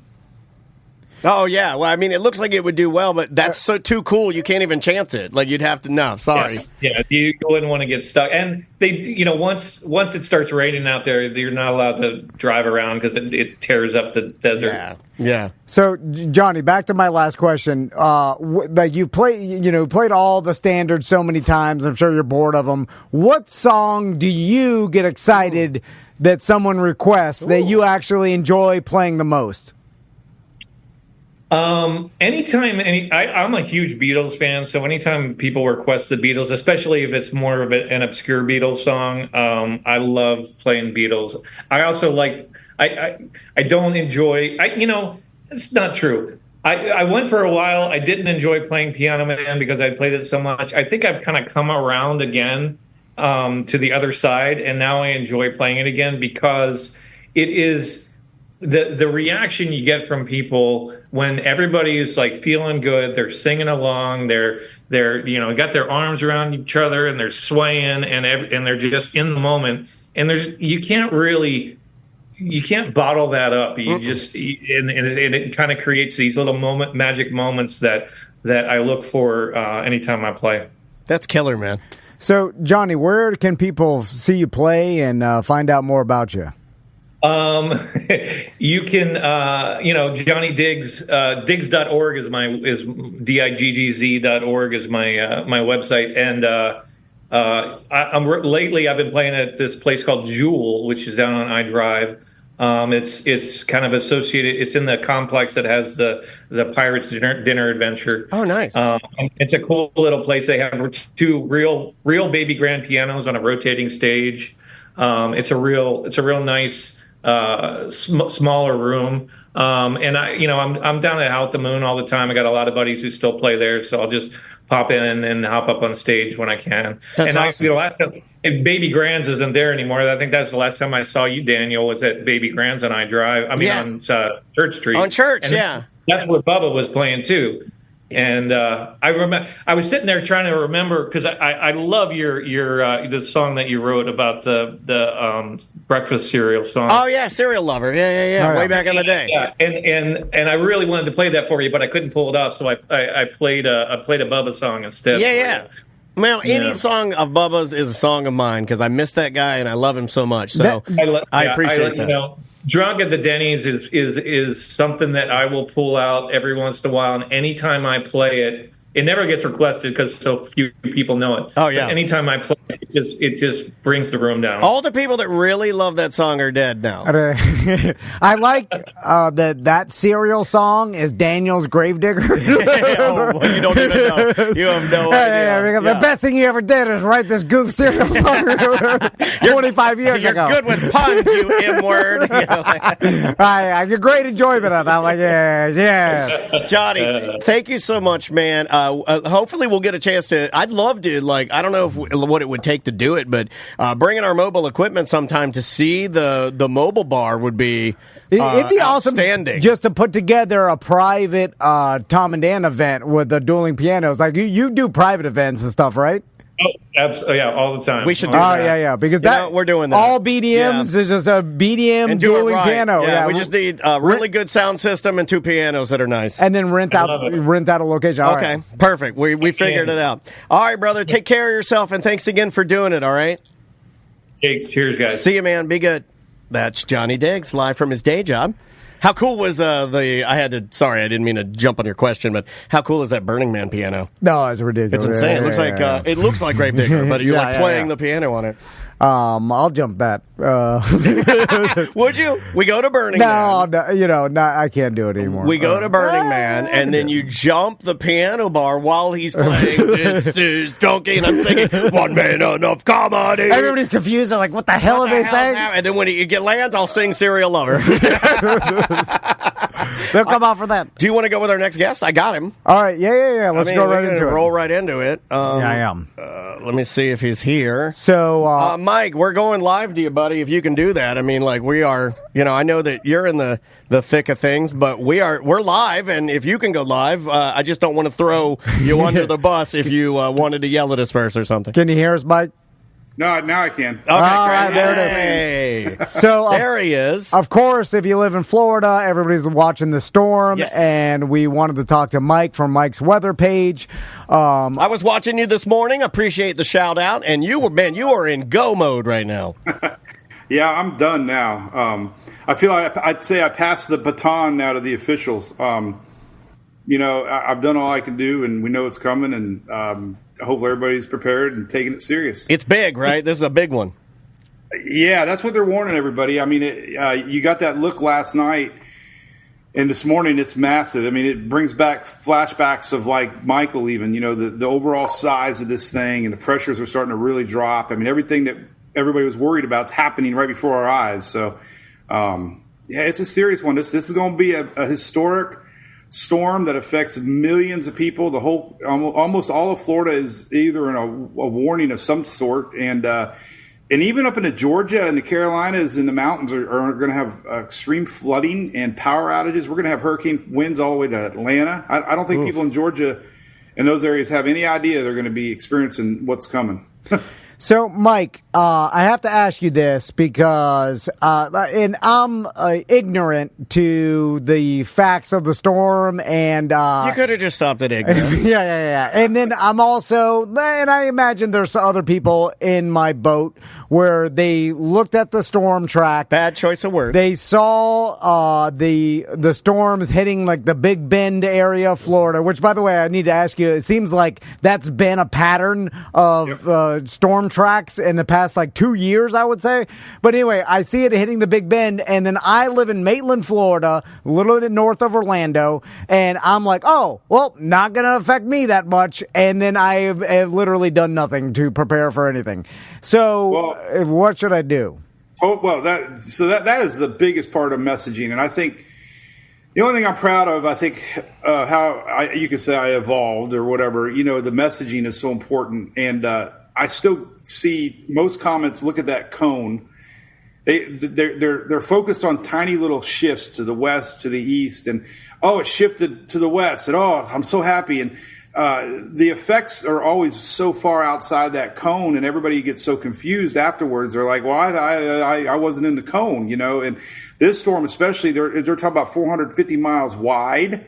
Massive. We're talking. They just started evacuations in Pinellas County, Zone A, and people are like, "Well, how's that possible? We're not in the cone." Well, it's such a big ass storm. It's shoving water, towards a large part of the Gulf of Mexico, and it's going to be hauling ass going northbound as a 9, 20, 30, 40 millibar system, and they just don't stop. So that's where the other impacts are going to be north, that people are going to be like, I didn't know this was coming. So we're going to be under tornado watches tomorrow, guaranteed, most of Florida. And we have a lot of tornado warnings with storms like this. So there'll be dozens and dozens of tornado warnings for Thursday across Florida. So it seems like, obviously I was on Mike's weather page this morning and seeing all the information, and there's images of the actual storm and how big it is, even over the Big Bend, and it does affect basically all of Florida. And it seems like we're just going to be hit with continuous rain bands here in Central Florida over and over, just bad thunderstorms and flooding. And is that the biggest problem besides the storm surge? People inland, is it just the amount of water this thing's going to dump on us? Yeah, so we get afternoon thunderstorms in Florida, obviously, that are rough. You look at this as kind of the same thing. I mean, if you get under one of these feeder bands, they'll be rough. There's going to be a lot of spin-up tornadoes. That's a little bit more severe than what we get in afternoon thunderstorms. Rain training, our ground saturation is extremely high right now, so a lot of folks don't realize a little bit of rain is really going to accumulate. So we could have some isolated flooding, and especially coastal areas with the surge. Some of these surge maps, like for Tampa Bay, I feel like I've been the only one. I mean, I've heard it, but I've been the only one panicking about this surge, 5 to 8 feet in Tampa. We've had these predictions in the past, but the storms turned to our south. And I've seen flooding at 4 to 5 feet. Literally thousands of homes were flooded with that forecast. This is more. So I'm glad we got evacuations in place, and I think we're going to see that being like one of the. So what I've learned with these hurricanes, everybody's focused on the landfall. They always are infatuated with the winds and the cat speed, but there's bigger stories sometimes. That's the biggest story. Who gets hit hard? Tallahassee. I'm really worried. 200,000 people live up there. We've had these Big Bend storms not make a lot of news because unfortunately they don't hit the high populated areas. I love those folks. I feel bad for them, but this is going to make a lot more headlines because it's a lot more population. But the side stories are going to be the surge that is so far displaced from center, the inland tornadoes we might get. Cruise ships are not coming into port. It's affecting a lot of people. They're like, what? That's the side effect of hurricanes. You don't think about. All the focus is over here, but oh my God, my ship's being canceled. Yeah, no, there's a lot. I mean, with this size storm, it just disrupts every activity. You know what I'm saying? It does. And then, which is frustrating for those of us that are inland, because not that we're not taking it seriously, but we don't see the after effects that like Tallahassee and the storm surge and stuff like that. So yes, it can become quite frustrating. And then, so it's like, especially in Central Florida, it seems like you just got to prepare for a ton of rain. Doesn't seem like the winds. What are we looking at wind wise here in Central Florida, Mike? Well, I mean, tropical storm warnings, they're a little more maybe more sustained winds that you might be, used to seeing. And the thing too with under tropical storm warnings, there's different protocols. There's school closures, emergency vehicles might not be out on the road. So just the fact that we're under a tropical storm warning, you might not think it feels any different. It just changes things. The panic level goes up a little bit. There's no toilet paper, no water. Yeah, so, people are already we have reports in our chat room of all. People are just decimating all grocery stores. And if you don't really need it, I wouldn't buy it. But Mike, they'll listen to you. Mike, are you going out? They will. They'll listen to me. I'm the voice of it. They do listen to me. They were driving to go buy toilet paper. If you don't need it, don't buy it. Leave it for the people that need it. Daniel said it. I use terry cloths, man. Those are nice. You're a fancy man. Hey, speaking of that, do you have any plans are you going out in it? Yeah. I was reached out by a hotel in Tallahassee. I'm going to hit. I don't ever ask for handouts or anything, but I got a hotel that reached out that says they're on the same power grid as the Capitol. So I'm like, hell yeah. Nice. So yeah, I'm going storm chasing. You can watch me live. I'll be all over the place. I got 2 Starlinks. I'm one-man band going into the storm, man. I love it. And it's crazy. I got a weird adrenaline junkie rush. You know what you need? You know what you need? And then I just thought of this. You need a partner in crime, but not a human. You need Mike and his storm chasing monkey. Yes, dude, Mike and the monkey chasing storms. You put a little BJ and the Bear. Yeah. Just dude, I knew you would know my reference. Just like BJ and the Bear, my favorite show when I was a little kid. Because Chimp Crazy is super popular. It's super right now. popular, and you could do it for a couple of years before they'll rip your face off. You could get them. They're cute. Yeah. They're cute for the first 3 years. Yeah, you could storm chase for 3 full years with a chimp. Put a little diaper on him. No, I don't want that all over my truck. No. You can get them. They'll use the potty. Oh, the Weather Channel would love you if you had a monkey. Yeah. And then you have the yellow raincoat and the big yellow hat. God. Curious Mike. Yeah. And then that Mike and the monkey. Mike and the monkey. And then that monkey's climbing a palm tree and it's whipping him crazy. And then think about this. And you're like, look at that monkey. You're like, go get me another one of those ABC liquor store beers, monkey. And he goes and he gets it and he holds it up to the camera. He's like, ABC, ooh, and he brings it to you. Oh, it'd be awesome. Don't be a bad monkey. I might be spanking the monkey. Yeah. This man needs a monkey. Set up a GoFundMe. What happens in the storm chaser stays in the storm chaser. We're going to do a GoFundMe for Mike's monkey. You don't understand how happy you made me doing a spanking the monkey joke. That should make the promo. We should do a promo. That's better than every hurricane combined. A couple of days ago, I felt like I was in this stress mode. I think there's stages that I feel, pre-development hype, like, oh, it ain't going to happen. And then we get into, oh, my God, it's going to happen. And reality sets in. Then yesterday was kind of like more, okay, bat down the hatches. We know it's coming. What are you going to do? And then today it's kind of like you just sit back and wait. And unfortunately, the good thing about hurricanes, if there is a good thing, they're coming. Right. And there's a lot of other natural disasters that you don't know they're coming. So that that's really a good thing. And the other good thing is communities come together like you've never seen before. And that's something I share more and more of. Don't worry if you're affected. There's always somebody there that's going to help. It's just a weird phenomenon that humans come together and it brings out the best in people. It does. Brings out the best in monkeys, too, Mike. I'll tell you that right now. I used to watch the monkeys. I watched them all. I'm never going to let this idea go away. I think it's such a brilliant idea. So maybe the monkey and I'll Google it and I'll watch the old monkeys and what do we have, Emergency 51 The monkey could drive the truck while you're on live. Like you're live and the chimp is driving the truck through the storm.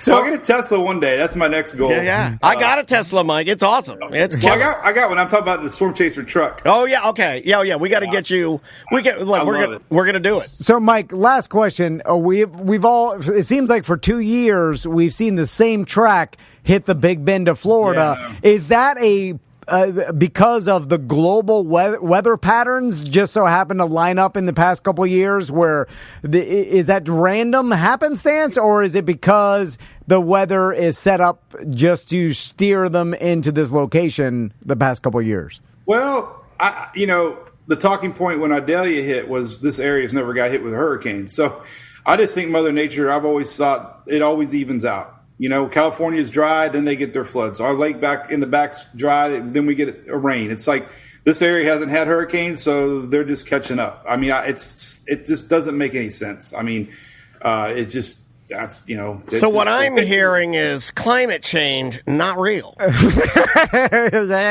what I'm hearing. Yeah. We'll be right back with Mike and the Monkey. The climate is fixing to change real quick. Yeah, you're right. You're right. I just wondered it because it was like, man, there's a lot of storms hitting this exact same location. It does seem like a pattern. Yeah. It does seem like a pattern. Oh, no, it is. And I mean, you know, 04 we had the hurricanes, and 05 we had Wilma. So, I mean, yeah. It does happen. I just think I just can't believe that, you know, there's so much denial in October hurricanes. And I say it every year, fall in football, people are hurricane hangover by then. I think we talked about it on your show with Michael. Like, people turn off hurricanes, and it drives me crazy because then all the people say I'm hyping and blah, blah, blah, blah. Well, here we are in front of our eyes, probably a historic hurricane, like, you know, on the rivals of some of the worst we've seen, you know, and it's like a wake-up call the day before. It's like, oh, crap. You know, and unfortunately, our season just begins in October for Florida. I mean, this is a pattern we see in October. So I'm worried that we're going to have more. The climate, you know, hot water, everything we talk about is coming together, and now the, you know, reality setting in. And I tell you, the most fascinating, crazy thing that I'm seeing is these hurricane winds through middle Georgia, like Valdosta and Albany and Atlanta. Like they're going to be like, what the hell is that? You know? I was up there right outside of Atlanta for one of the storms that blew through, and it took the power out in the cabin we were in, and it was the storm that we got was insane. Like the wind that we got was like hurricane style. It was crazy. Well, you got to figure the higher up you go, the winds are way higher the higher up you go. So any elevation, you feel it. I mean, you can feel it on a skyscraper, right? Yeah. You start adding 1,000 feet elevation, these winds are going to be intense. I mean, we're going to have power outages like people have never seen. And that's a little bit of my worry here in Florida still is we've had so much rain. Not only are we going to get flooding rains, we're going to get maybe more power outages than we're used to because the trees and just can't take it. You know, we're going to see that. So we got a lot coming up tomorrow. So, you know, I encourage people that are, you know, in an evacuation area to take it very serious, you know, and don't turn your back on this. It's huge. It's a big storm. Well, hey, man. Yeah, follow Mike on Mike's weather page on all social media. He's going to be storm chasing, so he'll be in the thick of it. Usually he's live. SpaghettiModels.com is all you need to know. In the middle of it, and I'm going to be watching Mike. Good luck.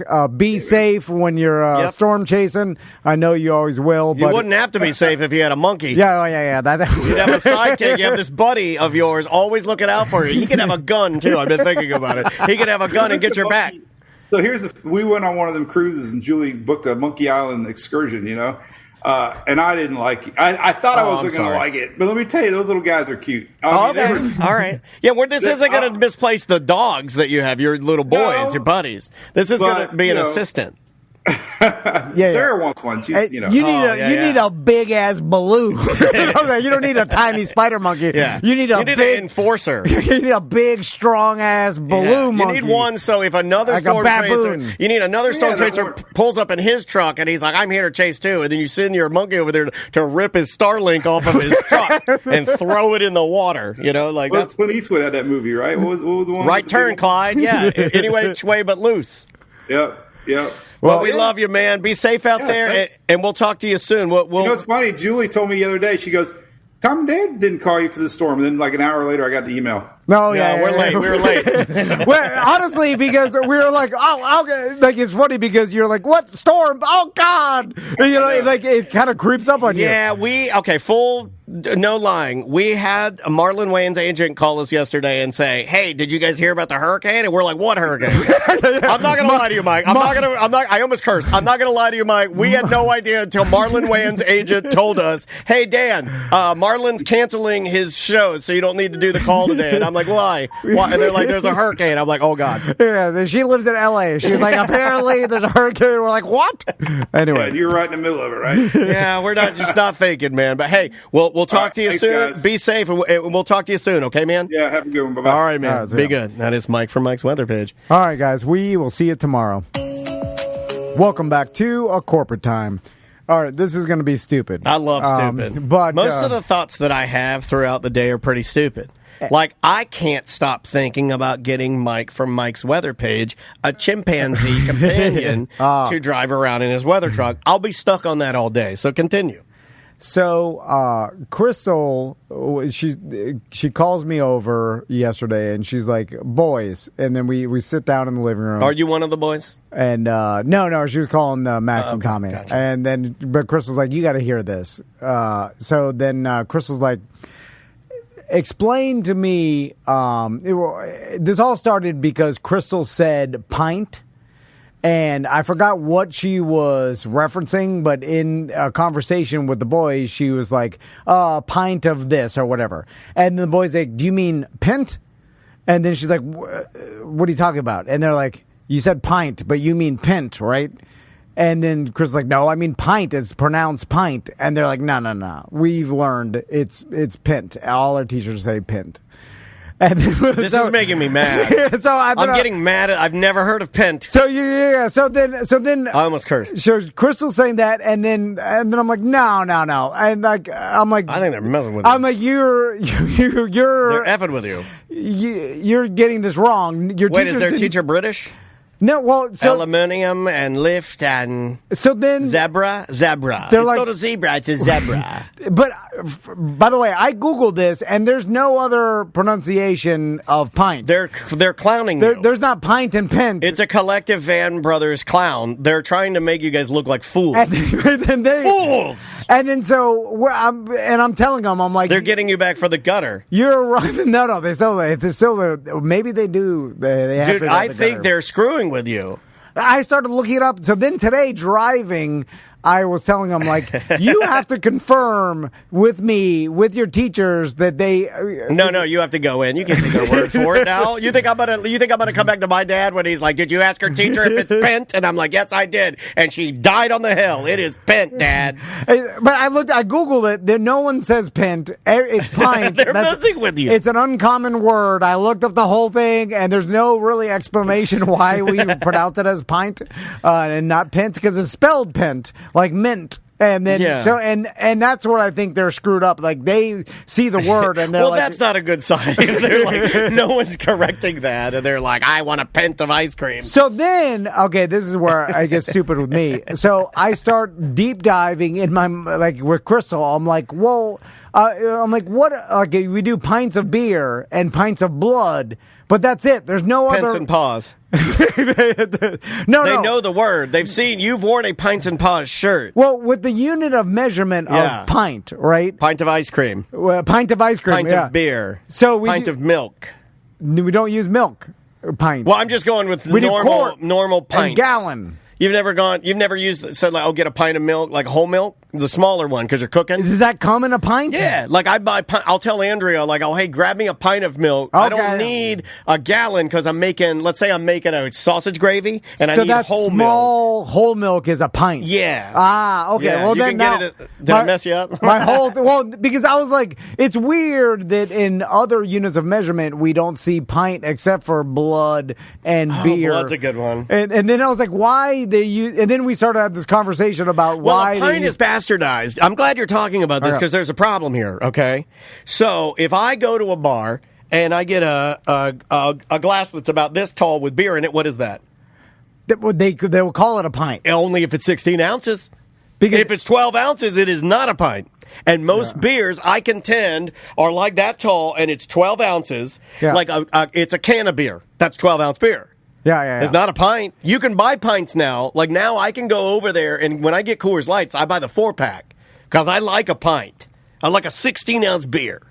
I don't like a 12-ounce beer. Too small for me now. I like 4 pints. That's the perfect, like a pint of beer. And when you take that 16-ounce beer and you pour it into the cup, if it's a true pint glass, it'll go all the way to the top. Yeah, because the pint glass has to be 16 ounces. 16 ounces. Yeah. Bigger than that, not a pint. But we bastardized that at bars. Like, if you go to the British did that because they just call everything a pint.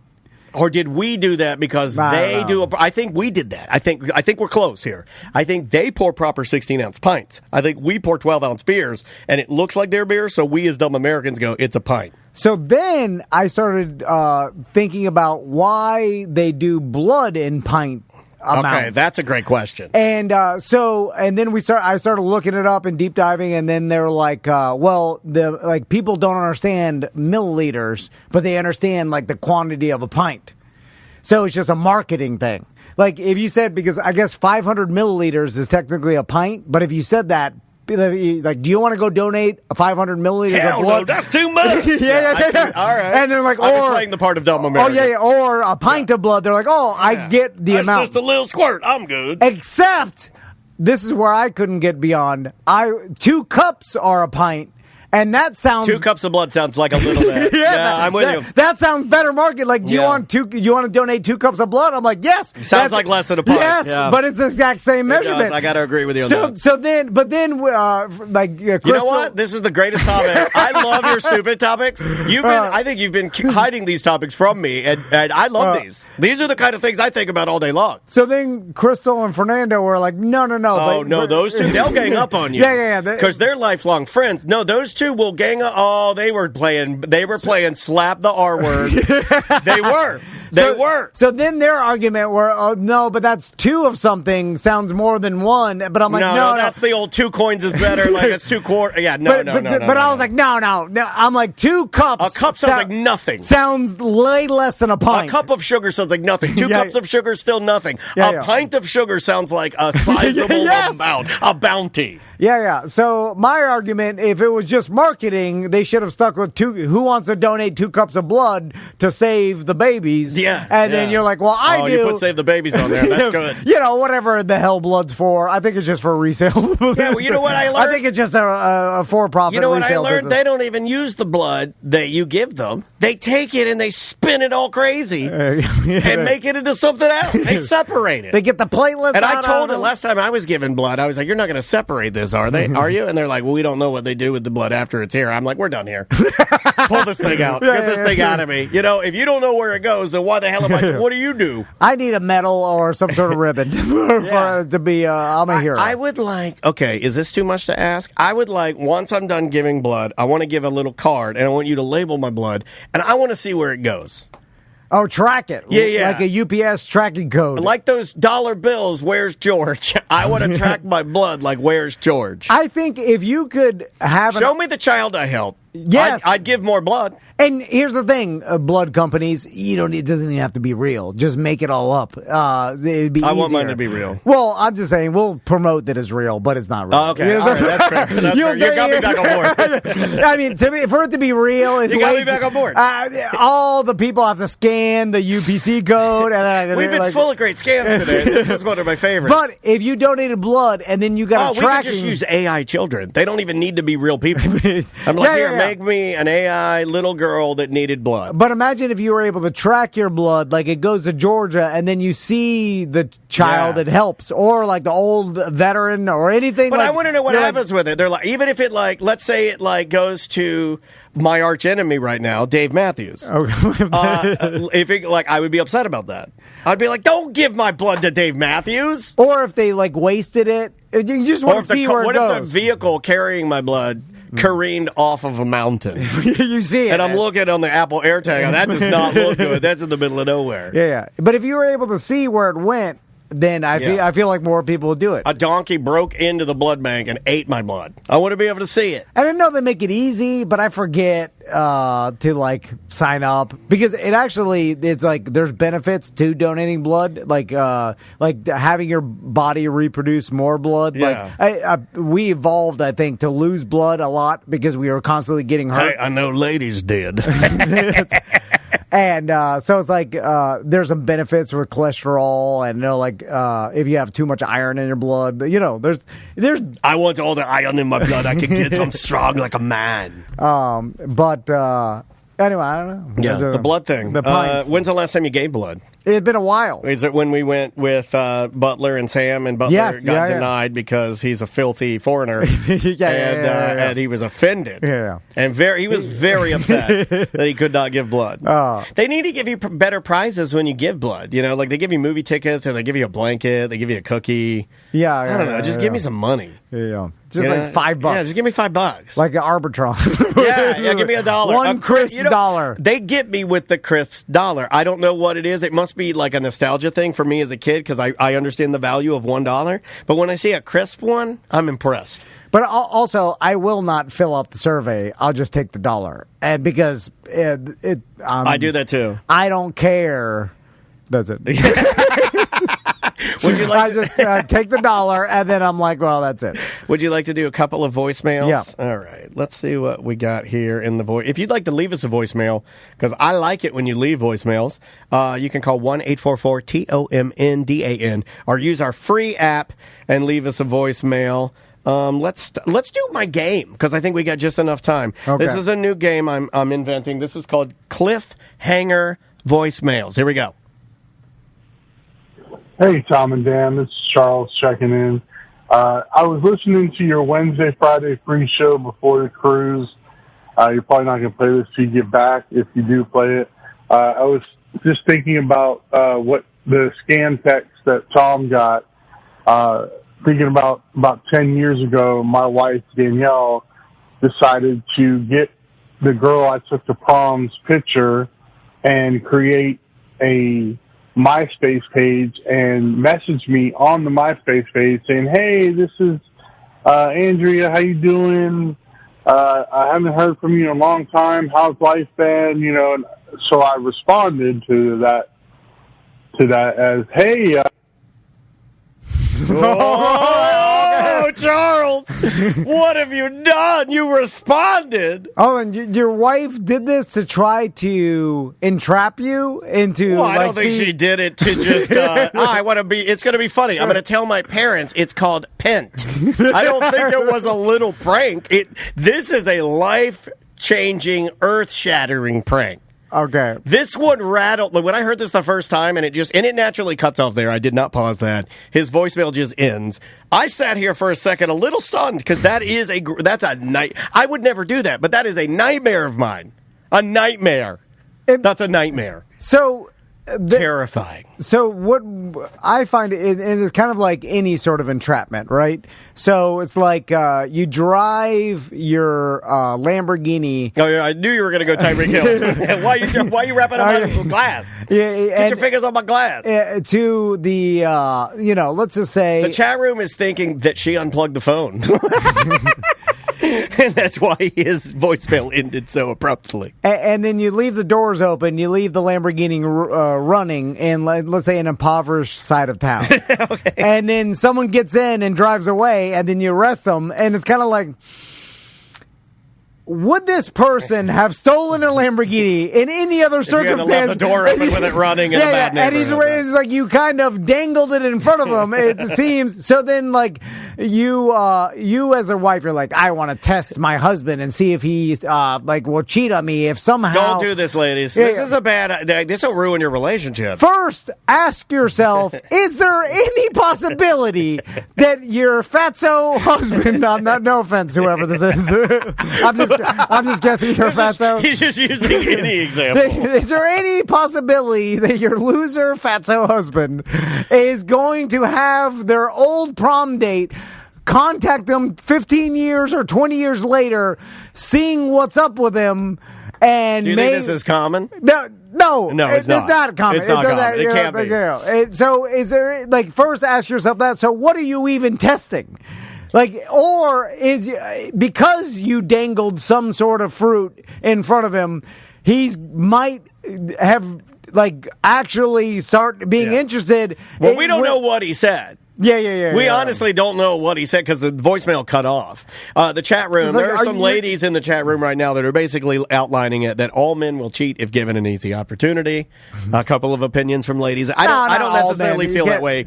I don't think all men will cheat. I don't think you can talk like that. But it's not all men. But I would say that most would. But think to yourself, like, what are you accomplishing here? You're going to ruin your relationship to test your husband. Yeah, this would have never happened. Yeah, but you're thinking with a rational that you don't think like that when you're irrational. You think about your scheming brain is completely irrational. Yeah. At least mine is.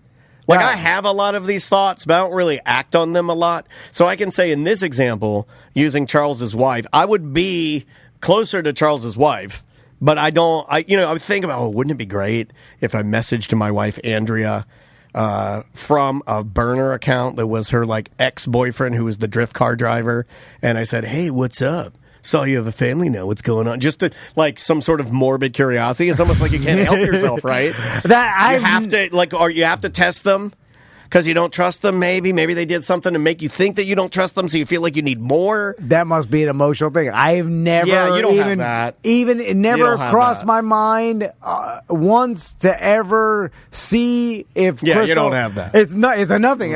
Also, it's like not loving your son. Me. You don't have that. It's impossible. You know, there's people that are just they walk away from their families and they're okay with it, and then they can go. I know a guy right now that he left his daughter, who's beautiful, and she's like in her teens now, older and about to go to college. And this guy just straight up left the family, and they're friends of me and Andrea's. And this guy was the dad, right?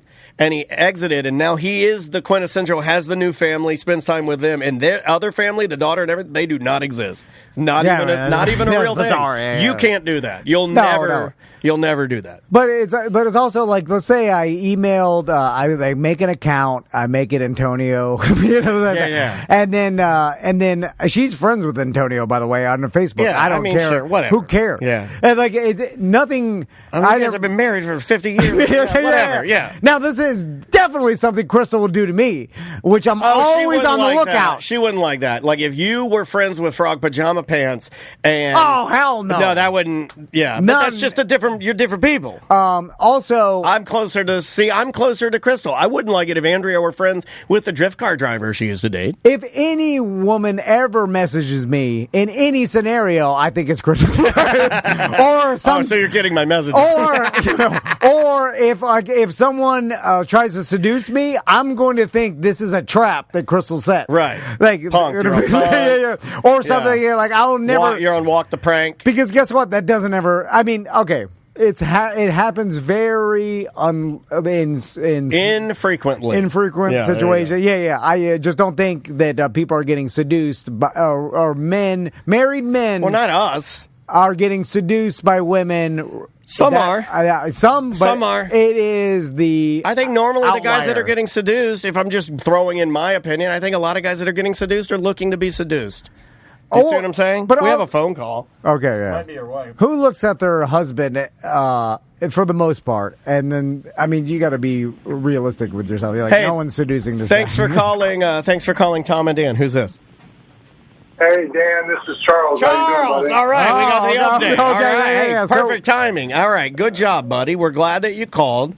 And it was Cliffhanger Voicemails is the new segment that we're doing, and your phone cut off right at the end of it, so we don't really know what happened. I mean, obviously, we can put context clues together, and the fact that you have a lot of shared social media accounts with Danielle leads me to believe that maybe she still doesn't trust you in some way.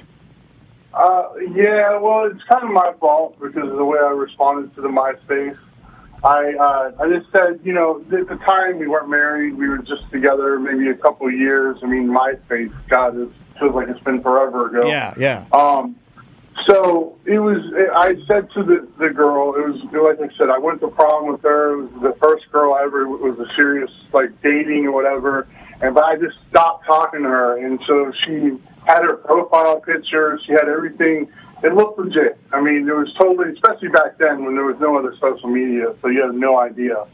And so she says to me on there, she says, hey, I wanted to catch up with you. I said, well, whatever you do, don't message me on this account. My girlfriend checks this account. At the time, It's good to have that in writing.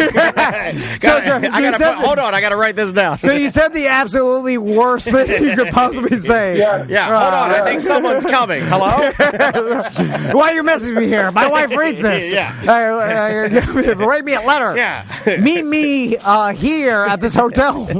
No, I didn't do all that. No, I didn't do all that, Tom. No, I just said, because I didn't want her to get mad. It was just a friendly, hey, how you doing? Hey, I got, my... Just a hey, friendly, don't let my wife know.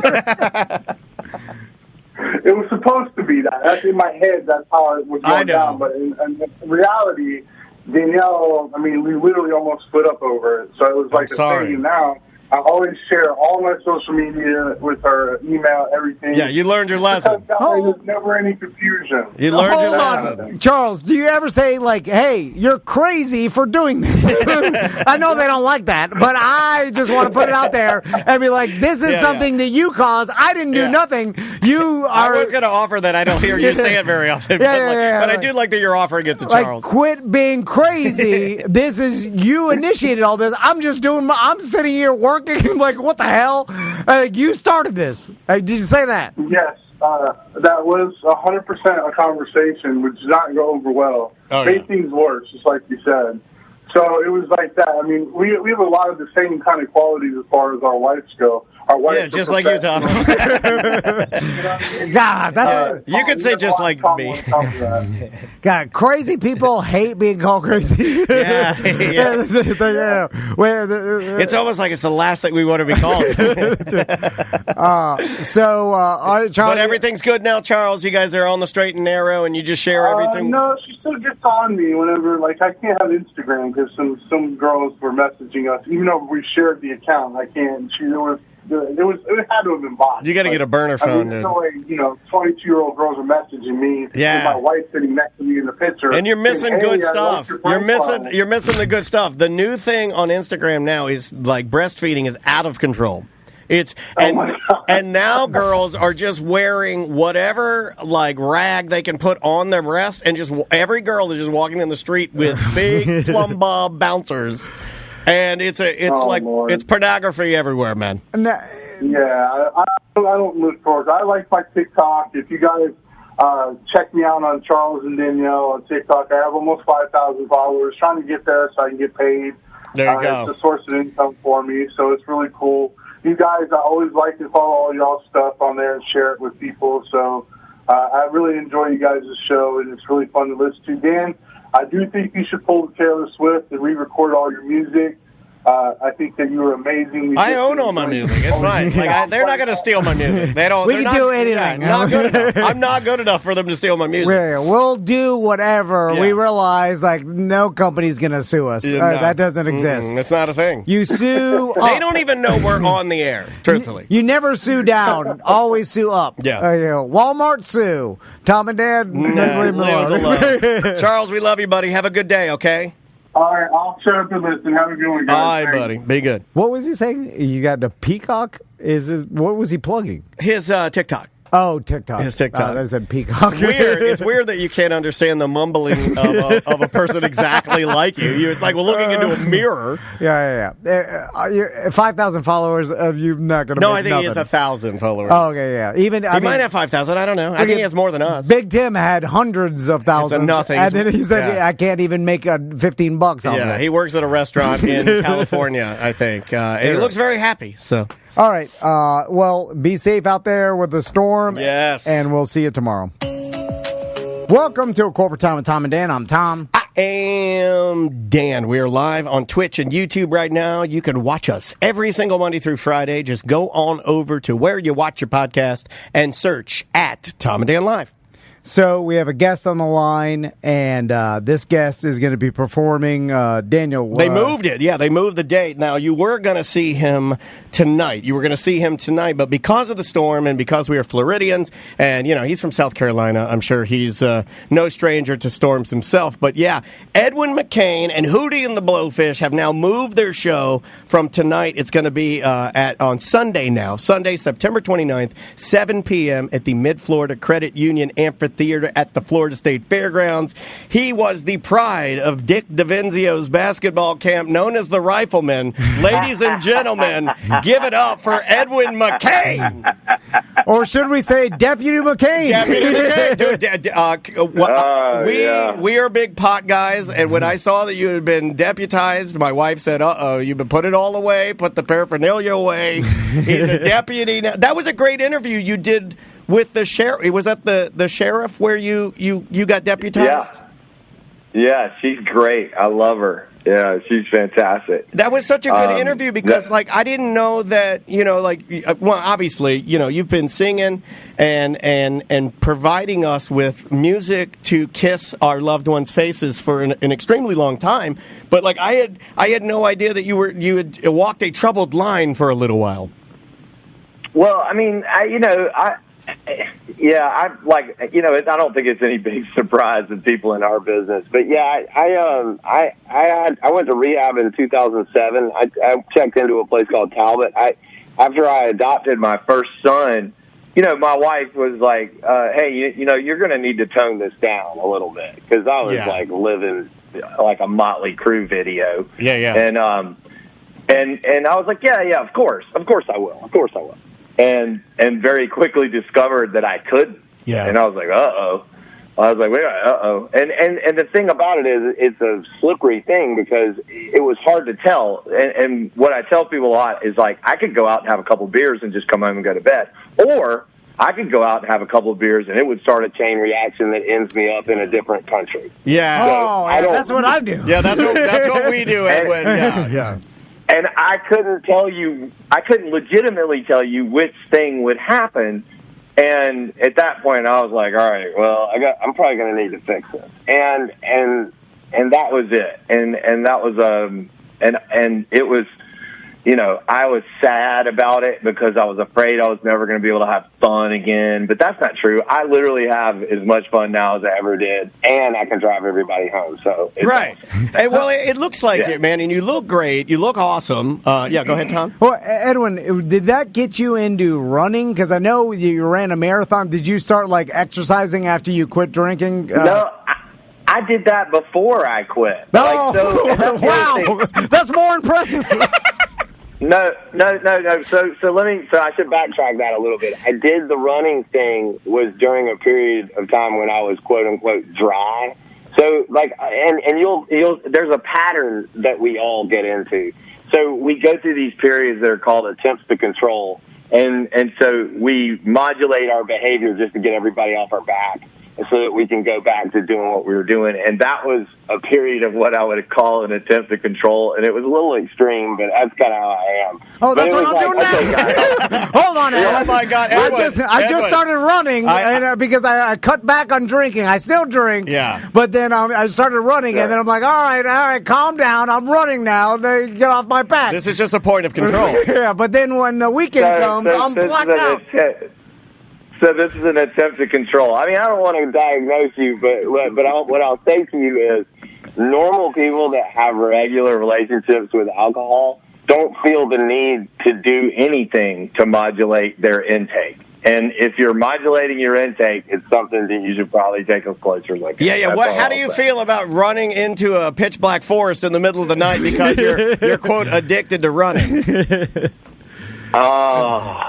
I don't know how I feel about that. I used to, and this is bad.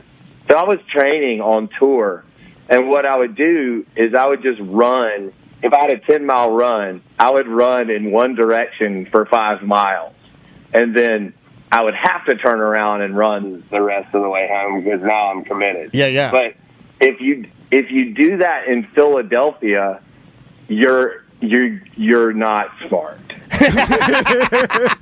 Yeah. Mile 4.5. You're like, oh. Yeah. You're on tour. Go ahead. Sorry. I was like, those people must be fans. They're yelling at me. No, Nope. That's not what it is. That's not going to happen. You're on tour now with Hootie and the Blowfish. I mean, you guys have been, pals and musical friends for an extremely, extremely long time.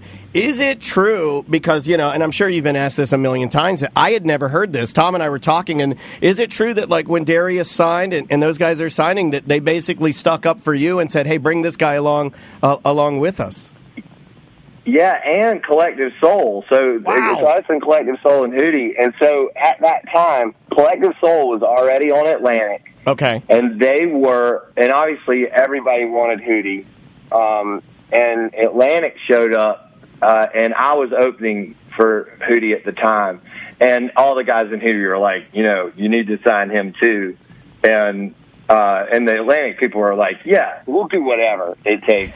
You want me to sign your fathead friend to get you to sign with us? Sure. That's what we'll do. That's what we're doing. So, yeah, I spend my life trying to repay those guys. I mean, but to be fair, like, once I got on the label, Ed and Collective Soul, those guys were real advocates for me, because I was obviously at the bottom of the roster. I wasn't like anybody they were interested in. And I know specifically a couple of occasions where Ed actually went to the president, Doug Morris, and to talk to him about promoting me, which, that's uniquely a Southern band thing to do, right? Yeah. We all got along so well, and like us and Driving and Crying and Collective Soul and Jack, God, I'm trying to think of some of the other bands, Dylan Fence and Uncle Mingo and all the bands at the time. We were all very supportive of each other, and Jump Little Children.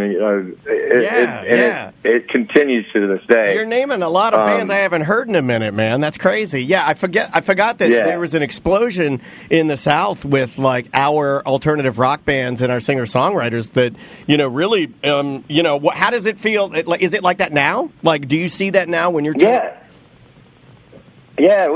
so the bands, all of our little group of musicians are still close. Like, I saw Clay Cook the other day. He plays with Zach Brown, but we're all still close with each other, and we spend as much time as possible on tour, trying to be as supportive as we can. But it's amazing to have a 10-year career in this business, much less 35 or 40. Yeah, I'm glad you mentioned that, because like I was watching an interview with you, and I actually pulled it up to show it to Tom, because we are we were lifelong radio guys, and then we went to do podcasting, and one of the things that we our characteristics, I guess, that we like is when you have that affinity for grinding and really working hard. And you made a phrase in this interview. You said between the ages of 20 and 35, and this is you talking to, I guess, your own children. You said you are not allowed to be embarrassed. You are not allowed to stop grinding. You got to just get out there. Don't be embarrassed and do your thing. Where did that come from? And can you explain maybe a little bit of that mantra to our audience?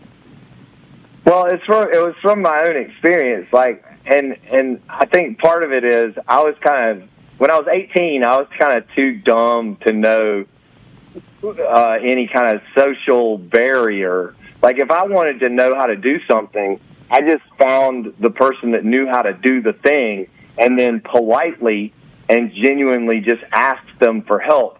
And what I discovered was, if you're 18, if you're a young person from the 18 to 25 range, and you go to someone who knows how to do the thing you want to do, and you genuinely ask them to teach you, people will fall all over themselves to help you. And it's a resource that is so underutilized. I can't stress it enough. Your ability to succeed in life is in direct relation to your ability to just simply ask for help. Like, for instance, I walked into this bus company in North Charleston, introduced myself to the owner, this guy named Charles, and I said, listen, I don't know how to drive a bus. I found this bus for sale in a farm field, and it'll be cheaper than buying a van, and it'll be cheaper than, it'll be easier for me to tour as a musician to have this bus. But I don't know how to drive the bus. Will you teach me how to drive this bus? And this man got up from his desk, put me in his truck, and drove me out into this farm field, helped me buy this bus, taught me how to drive it, let me store it at his bus company because he was so shocked that some 18-year-old was going to take the initiative to do all this stuff. Yeah. And that's what, like that's what kids don't realize, like how genuinely interested people my age are to help them. True. Like I started a land clearing business for this kid because he asked me for a job. Right. Like I'm telling you, there are tons of people out in this world that have done well, or that are in this stage in life where they know that what's next is stewardship. Yeah. And they have to check the box that any successful career has to have a component of stewardship.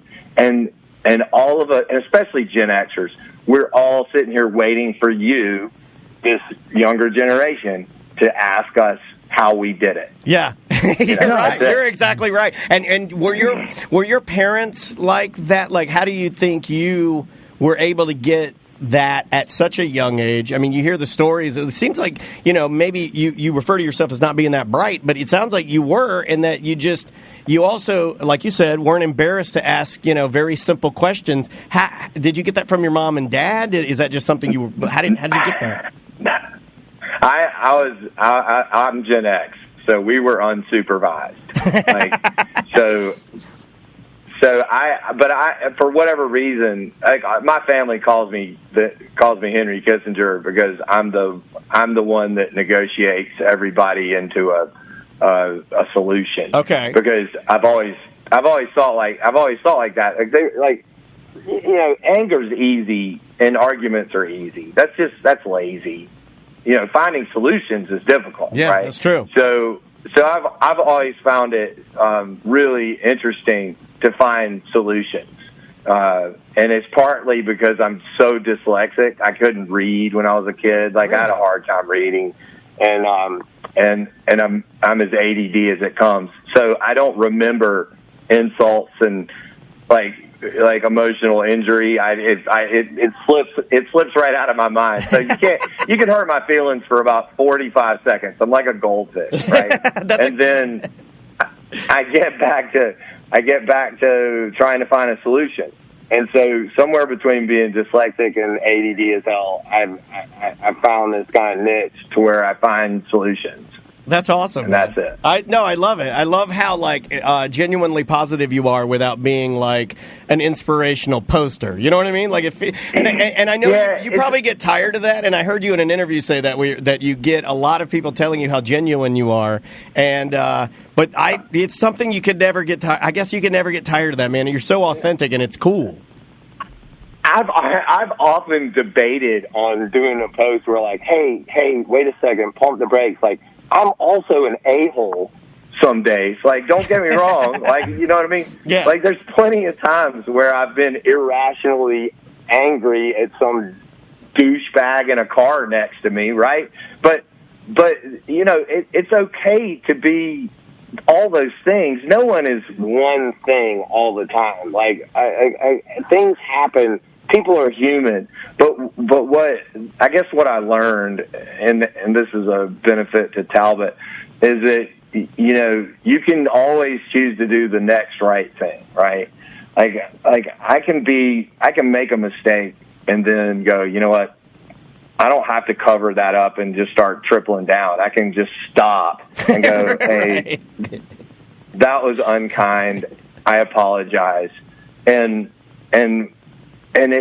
now we're starting with a clean slate. Like I get a little nervous sometimes that people are giving me a little too much credit for being nice all the time. I'm not nice all the time. It's interesting to hear that because you could tell that in some interviews you're kind of like, oh man, here they come again with this guy's so genuine. Like enough. Yeah, well, I just get nervous because I feel like if I was watching that, I would be like, something's up with him. Like I would start not to trust it. You know what I mean? And that's another thing. Like I skirt the edge a little bit too, because like you want to do a lot of nice things in the community, but like then a lot of times I'm like, listen, don't tell anybody I did this, because I don't want people to think I'm doing it performatively. Right. Like, I just want things to be. I just want to do good things, and that was another thing. Like, you don't always have to do the right thing for the right reason. I had this friend.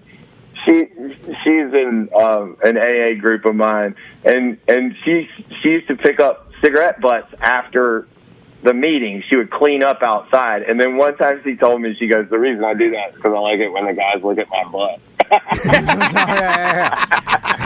But she's doing a good thing, and it doesn't matter why. And the byproduct is it's a clean parking lot, you know? Doesn't matter why. You know? Doesn't matter why. Edwin, I have to ask you, because we're down here in Florida. I'm a boatman, and I know this show doesn't exist anymore, but I want to ask you about flipping ships. Because it was just interesting to me. And then I didn't even know it was on. Then we watched an episode. That's a damn good show. Yeah, and I also saw a YouTube mini documentary about the whole flipping ships, which I'm sure you watched it too, which they were explaining like why they think or they theorize it's not on the air anymore and what happened to it. And so I've never seen that. Oh, it's on YouTube. Some YouTuber. I've never seen that. Oh, yeah. We can. Okay. We'll pass it to your agent. We'll throw it to you. Yeah, it's just like. No. You got to send me that. I can't wait. It was just like why flipping ships went off the air. And then you know how those like mini YouTube does, like some dude in his basement has all the clips. And this he's is like, where we get all our news, by the way, is from mini YouTube documentaries. Oh, please tell me there's a conspiracy theory, because I'll tell you why. Okay. I'll tell you what this person came up with. Right. This person said that it was too hard to flip them in time, and it was too big of a budget and production expense and time to flip the actual boats from basically boatyard to That's finish pretty line. much it. All right, well, you got it right. Well, I mean, to be fair,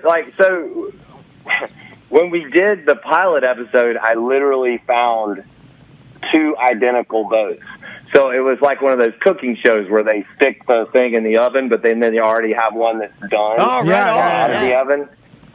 And so I was like, wow, that was easy. And then we started trying to actually flip the boats, and we had 15 days to shoot an episode, and 15 days to shoot an episode, it'd be enough 15 days to just flip a boat would be impossible. Right. But 15 days to actually do all the shots it takes and flip the boat. And I was literally in the shop one night, 5 o'clock in the morning, with a grinder when a cutting blade came flying off and grazed my arm, and I was like, "What am I doing, dude?" And we had one close call where we were putting a boat in the water, and because we had been up all night long doing it, we had reversed the transmission controls, so forward was reverse and reverse was forward, and it was a close call. Somebody almost got hurt. And that was kind of when I threw the flag. And I was like, look, man, it's different when you can, Chip Foose can roll a car out that doesn't have an engine. But we're putting people in boats on the water. Right. This isn't cool. Somebody's going to end up getting really hurt. And we're going to all be standing around going, that wasn't worth it. Let's either double the budget or double the time. And neither of those things is possible. Yeah. So and I think very smartly it was okay to let that go. But it was fun. I mean, it was a lot of fun. I enjoyed doing it. Are you still a boater? Do you still dabble? Because I found it interesting too. Go ahead.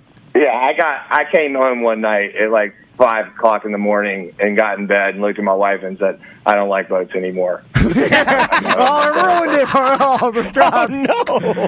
That's the worst. We didn't want to hear that. That breaks my heart. Although I do like when someone takes their passion, turns it into a job, and it ruins their passion. Yeah, we're doing that right now with we're doing that right now with podcasting. Right now, this started as a hobby, and we got to this pinnacle. We're talking to celebrities. We have Edwin McCain. We've been wanting to talk to you. We talked to you one time in the radio days, but not on our own podcast. And we were wanting to talk to you. Here we are doing it, and I got the same thing. I'm going to go home tonight, lay in bed. I don't like it anymore. I don't like podcasting anymore. But I will say this: I love sailing. I still like boats. I eventually will. But what I've learned is it's not a hobby.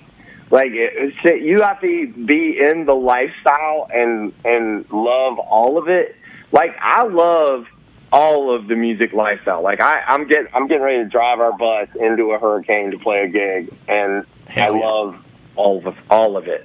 But like with boating, like, you got to love all of it. It's not just going out on the boat. You got to also love all the preventative maintenance and cleaning the hull and doing all the stuff. You got to love that stuff. Otherwise, it's not going to get done. And if it doesn't get done, now you got problems. Yeah. Right? And that's the difference, I think.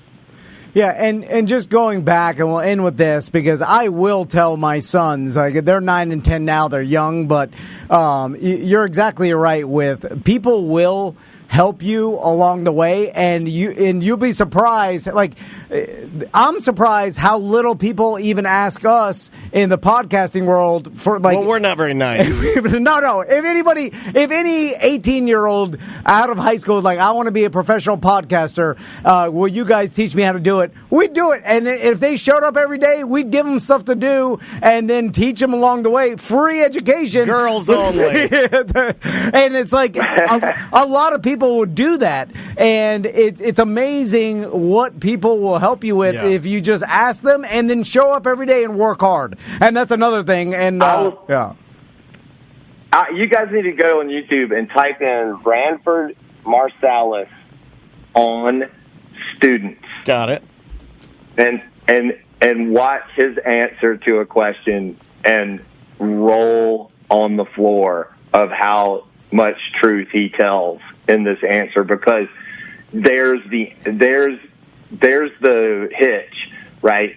There's the difference between somebody showing up for an internship and somebody showing up and really grinding. Right. There's a difference. Yeah. There absolutely is. And then people will recognize that. And I think the human beings like that spirit. That it's fulfilling, dude. It's fulfilling to pass on knowledge. And if you see a person that wants it real bad and is willing to work for it, you want it for them. You're like, I'll help you get this because you're so passionate about it. It's inspiring. It is. And that's almost as easy as, it's kind of easy. Yeah. But the problem is getting that spirit is, I don't know how you do that. That's a problem. The best example of that is the CEO of the Ritz-Carlton is a guy named Horst Schulze. I'm not sure if he's still the CEO, but he started as a dishwasher. Like, get your head around that. He started his journey with the Ritz-Carlton as a dishwasher, and he did such an excellent job at every job he had that he moved all the way into the CEO's chair. Yeah. And his advice to young people was, he said, do everything you're doing excellently, and the reward is the excellence. And everything that happens is a byproduct of that excellence. And you can't deny, dude was right. Yeah, he did it. Yeah, like when he's standing there and he did it. You're right. But Edwin, but some people do get broken down because they feel like they did all the right things. It just hasn't happened yet. And to that, right. I'm like, well, that will happen because like life is like poker. There's skill and luck involved, and sometimes you play it right and you get bad luck, and that happens. But over I would time, say you got to read Malcolm Gladwell's book Outliers, because I feel like that book really highlights the importance of timing and luck. And so those can be sort of esoteric ideas, or if you understand them, you can understand how to apply yourself when it shows up. Like when the timing shows up, really knowing how to step on the gas makes a difference. And that book is that book also put forward the idea of 10,000 hours. Like whatever it is you want to do to become an expert, you have to spend 10,000 hours doing it. And the quicker you get to your 10,000 hours, the better. Yeah. Yeah, and you're right, and I know that you're a big timing guy, and you're exactly right. It's like sometimes you just have to wait until the right time, or take advantage of an opportunity in the timing. Well, like 25 to 30, you were 25 to 30, 20 to 35, you were grinding it out as hard as humanly possible, and then now, do you feel like that set you up for this time when you can go? And again, I don't want to not say this again. The appearance that was scheduled for tonight has been rescheduled to Sunday. So if you're going to see Hootie and the Blowfish, the summer camp with Trucks Tour, Collective Soul, and our new friend Edwin McCain, well, there you go. It's on Sunday now. But yeah, you weren't trying to set yourself up, but do you feel like that grind, those grinding years, that really set you up for what you're doing now? Yeah, because in Hilton Head, I was playing 10 shows a week, and they were 4-hour shows. So, and I was playing to tourists who didn't come to hear me. So the challenge was, like, how do you entertain people that really didn't come to be entertained without being obtrusive? Like, you have to draw them in by being compelling, right? And or hopefully. And so I sat there and I stunk for a long time. Like, I was like, people ignored me. They had their backs to me. I had to figure out what made them turn around, and that was my 10,000 hours. But then more than that, like, I really love playing music, right? I discovered that I was willing to do anything to be able to do this forever, right? And that was sort of that an internal lesson that I had to learn. It was like, I mean, do you really, really, really want to do this? Because, like, this is it. Yeah. Here you are. You dropped out of college, and your dad cut you off, and now you're on your own. I mean, is it? And at the time, the solo acoustic guitar player guy, there's a ceiling on that. Like, I think you can probably max that out at $50K a year. And you can live on that. That's fine. But is that where you want to be? Because you can max that out, and that's what you're going to do for the next 30 years. Is that what we're doing? And so there were some moments where I had to, like, really ask the questions. But at that time, it was it. That's all. And I stand by the decision because the end result has been much more than money. It's been friendships, and relationships, and like, I'm sure you guys know this too, especially being in radio. At the end of the day, the money comes and goes, but what's truly important are these relationships, these friendships that you've made over your lifetime, and people that you genuinely care about and that you can call on, that live all over the country, and you can literally go to almost any city and have a friend. Yeah. That's amazing. Yeah, it's cool. Right? Yeah. Yeah, man. Yeah, it's so inspiring talking to you, and we certainly do appreciate it, especially in lieu of the hurricane that is hitting Florida. Edwin, thank you so much for your time, man, and good luck with the shows. I know you're driving the bus now, so good luck by drive safe. Yeah, drive safe. Put your bus hat on, and please be very careful because we had a hell of a good time chatting with you, man. Thank you for your time. I'll see you around. All right, brother. Be good. Edwin. There you go, Edwin McCain. He's a casual dude, right? Yeah. You see, it's funny because you see, like, what he did, and just doing the research, you're like, oh, this guy is a grinder, and then no matter what he does, like, he's just like, oh, I'm going to try to this, and then he puts it all in. He reminds me of Guy Torrey a little bit in that, like, he'll go on any show and, like, put on a really good interview. Yeah.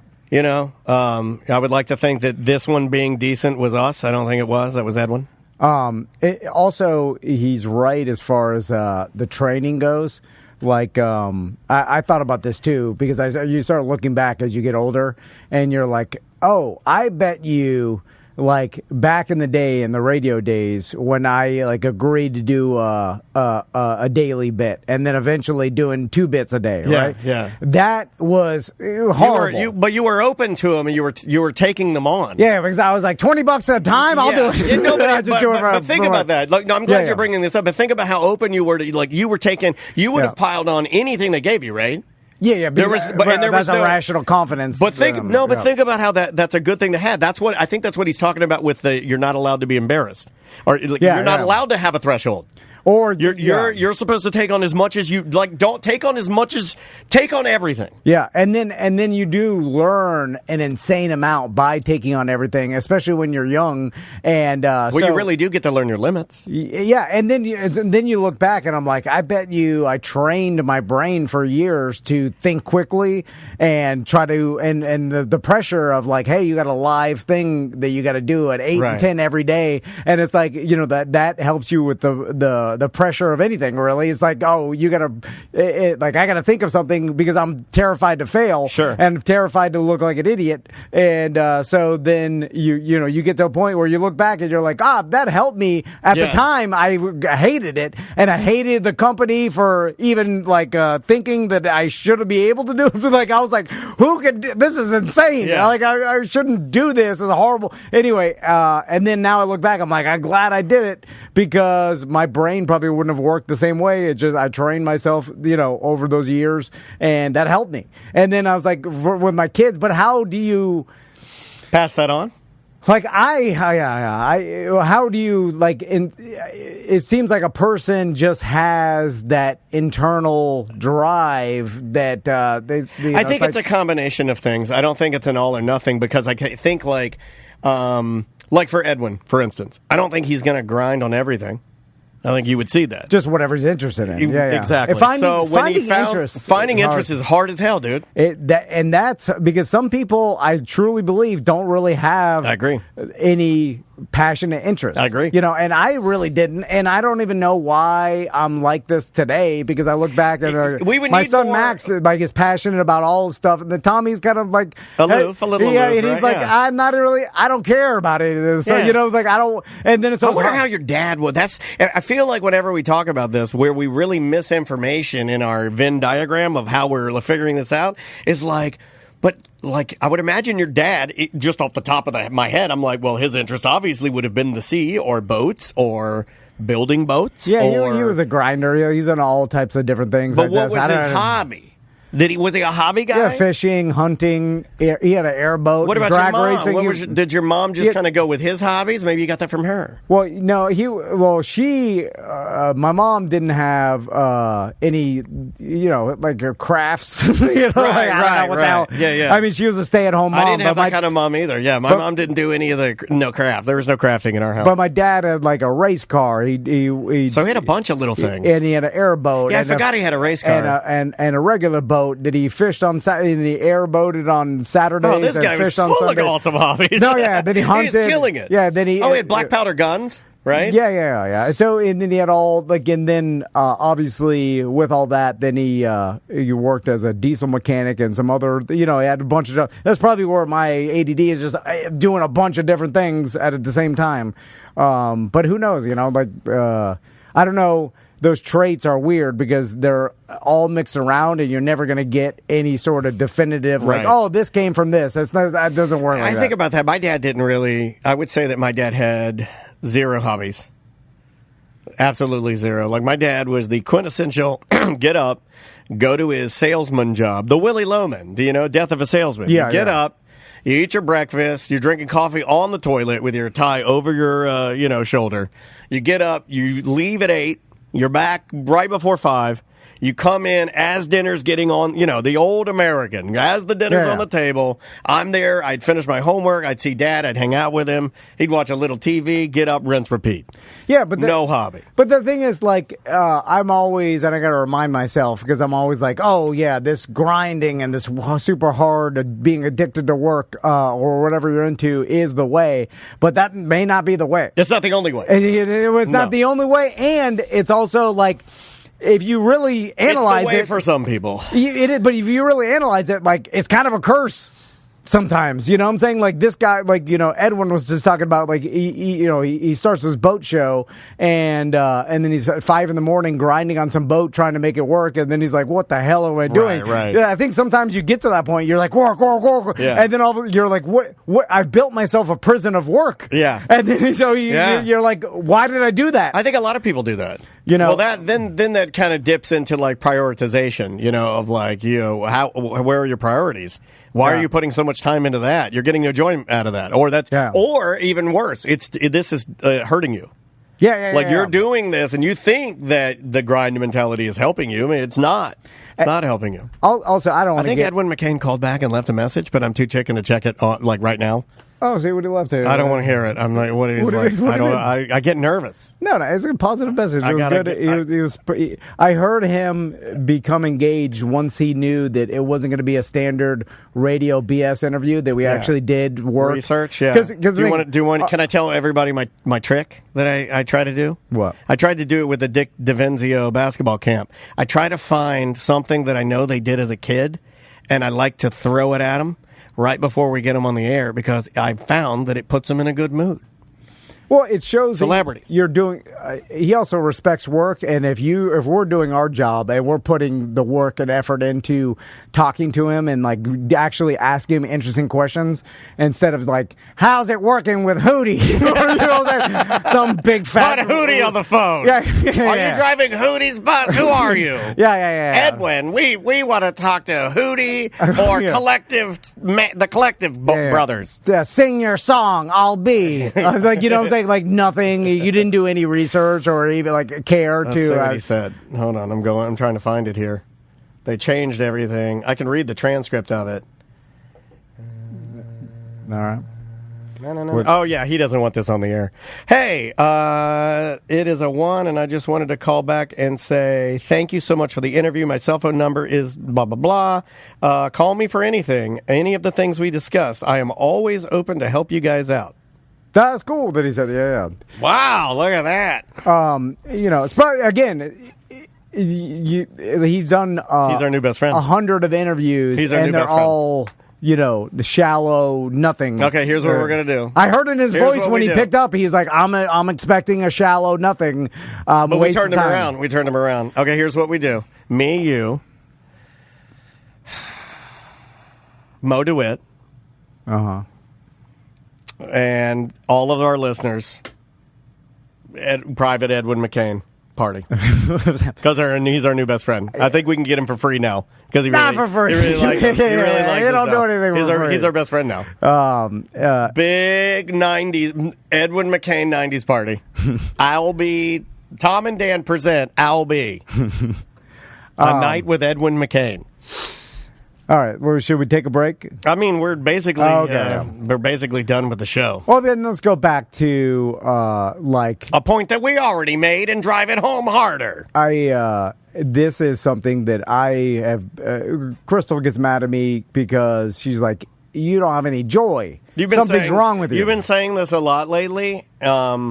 It hurts me a little bit because I see glimmers of joy. No. But then I'm like, who has joy? Back to like our Monday BDM conversation. It's like, I don't see anything different with any other stressed out dads out there that are, you know what I'm saying? Like, right. All my friends, and then people like accuse me of like, oh, Miami friend syndrome. All you know is your friends around you, and you think everybody's like that. And I obviously am biased by I only see what I see in my own environment, sure. right? I think everybody is. But then I see a lot of BDMs, and everybody's like has struggles, and like I know some people may have more joy than I do, but I think it's different with everybody. And then it's like, what does that mean? Like, yeah, you do get enjoyment out of, like, I think everybody's just working and with their kids and Yeah, I think you're trying to figure out where the underlining line of like what defines joy. Like,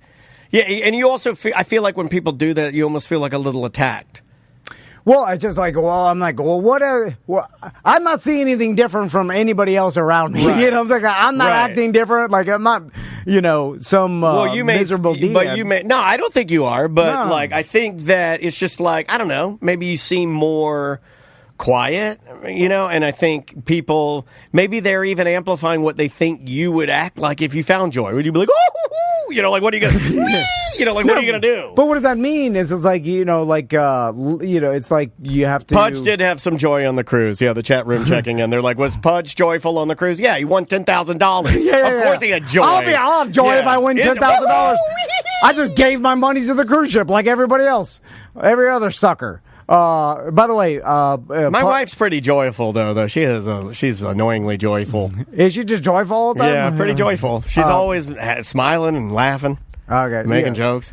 Yeah. I guess some people are just joyful all the time. Some people are, but I don't necessarily think because we're older that we're like, sorry, the joy's gone. No, I don't think that either. But I don't see it out there. It's like, who's having this joyful, great time every day? It's like, it's ebbs and flows, right? I think everybody has ebbs and flows. Okay, yeah. I'm just trying to figure out, like, what's the proper amount of joy? Nobody knows. As much as you can get your hands on, right? Yeah. It comes in spurts. It's fun, and I think everybody thinks it's sort of fun to call you the grumpy guy. Oh, this guy doesn't have any joy. Well, they don't even see your joy. You know what I mean? Yeah, and it does feel very like they're attacking the guy who doesn't have outward joy. Well, let's say you had joy, and maybe you just don't put a joy on your face. There are plenty of people I know that do that. I was talking to Maisie about this. Maisie's like, are you okay? Like, she'll do that with me a lot because I'll get this face. Let me see if I can do it. I was doing it for Andrea. Watch this face. I know this doesn't work for radio or podcasting, but just assume I'm going to have a very serious face. This is the face I have when you're texting me something about the business that may or may not be, like, not good. I'm like this. Oh. Yeah. It's a weird face. Yeah. It's a weird face. And then, what's wrong? Well, I mean, it doesn't necessarily, like, sometimes my face just look like, leave me alone. Is that what you want to tell people? Just leave me alone. No. That's what grumpy old men say. Okay. So you're not supposed to say that. No. Yeah. But I feel like everybody takes things, like everybody's different. So it's like to expect you to act like I would act when I'm joyful is not fair. But that's why I defend you. And then people get mad at me. They're like, don't defend him. He has no joy. And I'm like, okay. No, but I don't even see what other, like, I honestly don't even really see your joy. Really? You know, like you don't. Oh my God! I've got it out right now. I don't see my friends that I know. They're like outward joy. Like I'm like, who's having this joy you're talking about? So you're sort of saying it's an unfair expectation to measure you saying like, well, you're saying you don't see my joy, but I don't see any joy. Well, I don't see other people's outward joy that often. Like, you know, I don't even know what that means. That's what I'm saying. I don't know. I don't understand. Like all the people I know, they work hard. They get home. The chat room is saying maybe this will help. He says we don't care that he doesn't feel joy. We care that he. I'll edit that. He craps on everyone else having joy. Oh well, that's funny to me. Now you're confusing what's funny to me, and like, I don't do this outside of the show. I'll give you an outward joy. On the show, it's funny. If you'd have seen me this morning, you would have seen outward joy. I may get in trouble for sharing this, but Andrea and I were getting up. Maisie had come in there she was taking the dog downstairs. So she takes the dog downstairs, and Andrea was in there, and Andrea's getting ready. And I don't know what made me do this, but she was taking her shirt off, and then she had her exposed boobs, and I was like, I put my hands up like I was gonna like you know, hit him like a punching bag, and then she came behind me and then jiggled him on my back, and I expressed outward joy. I was joyful. Okay, having some boobies on me. Okay, you could even ask my wife. I came to her later and I said, "Hey, just so you know, you doing that gave me joy." I did say that. Okay, I was like, I enjoyed that. So shadow boxing your wife's teeth. It gives me joy. Okay. Yeah. I guess that's 100% joy. I don't see it, so... if you saw it, you'd be joyful. Yeah. It was good. It was good. Well, I'll be joyful if my wife lets me box her teeth. No, I didn't do it. I just pretended. And then she like did the thing... She did the move that the masseuse does in Nuru, where you do them on the back. You know, like, oh. Them. Yeah. All right. Anyway. This went poorly. We will see you Monday.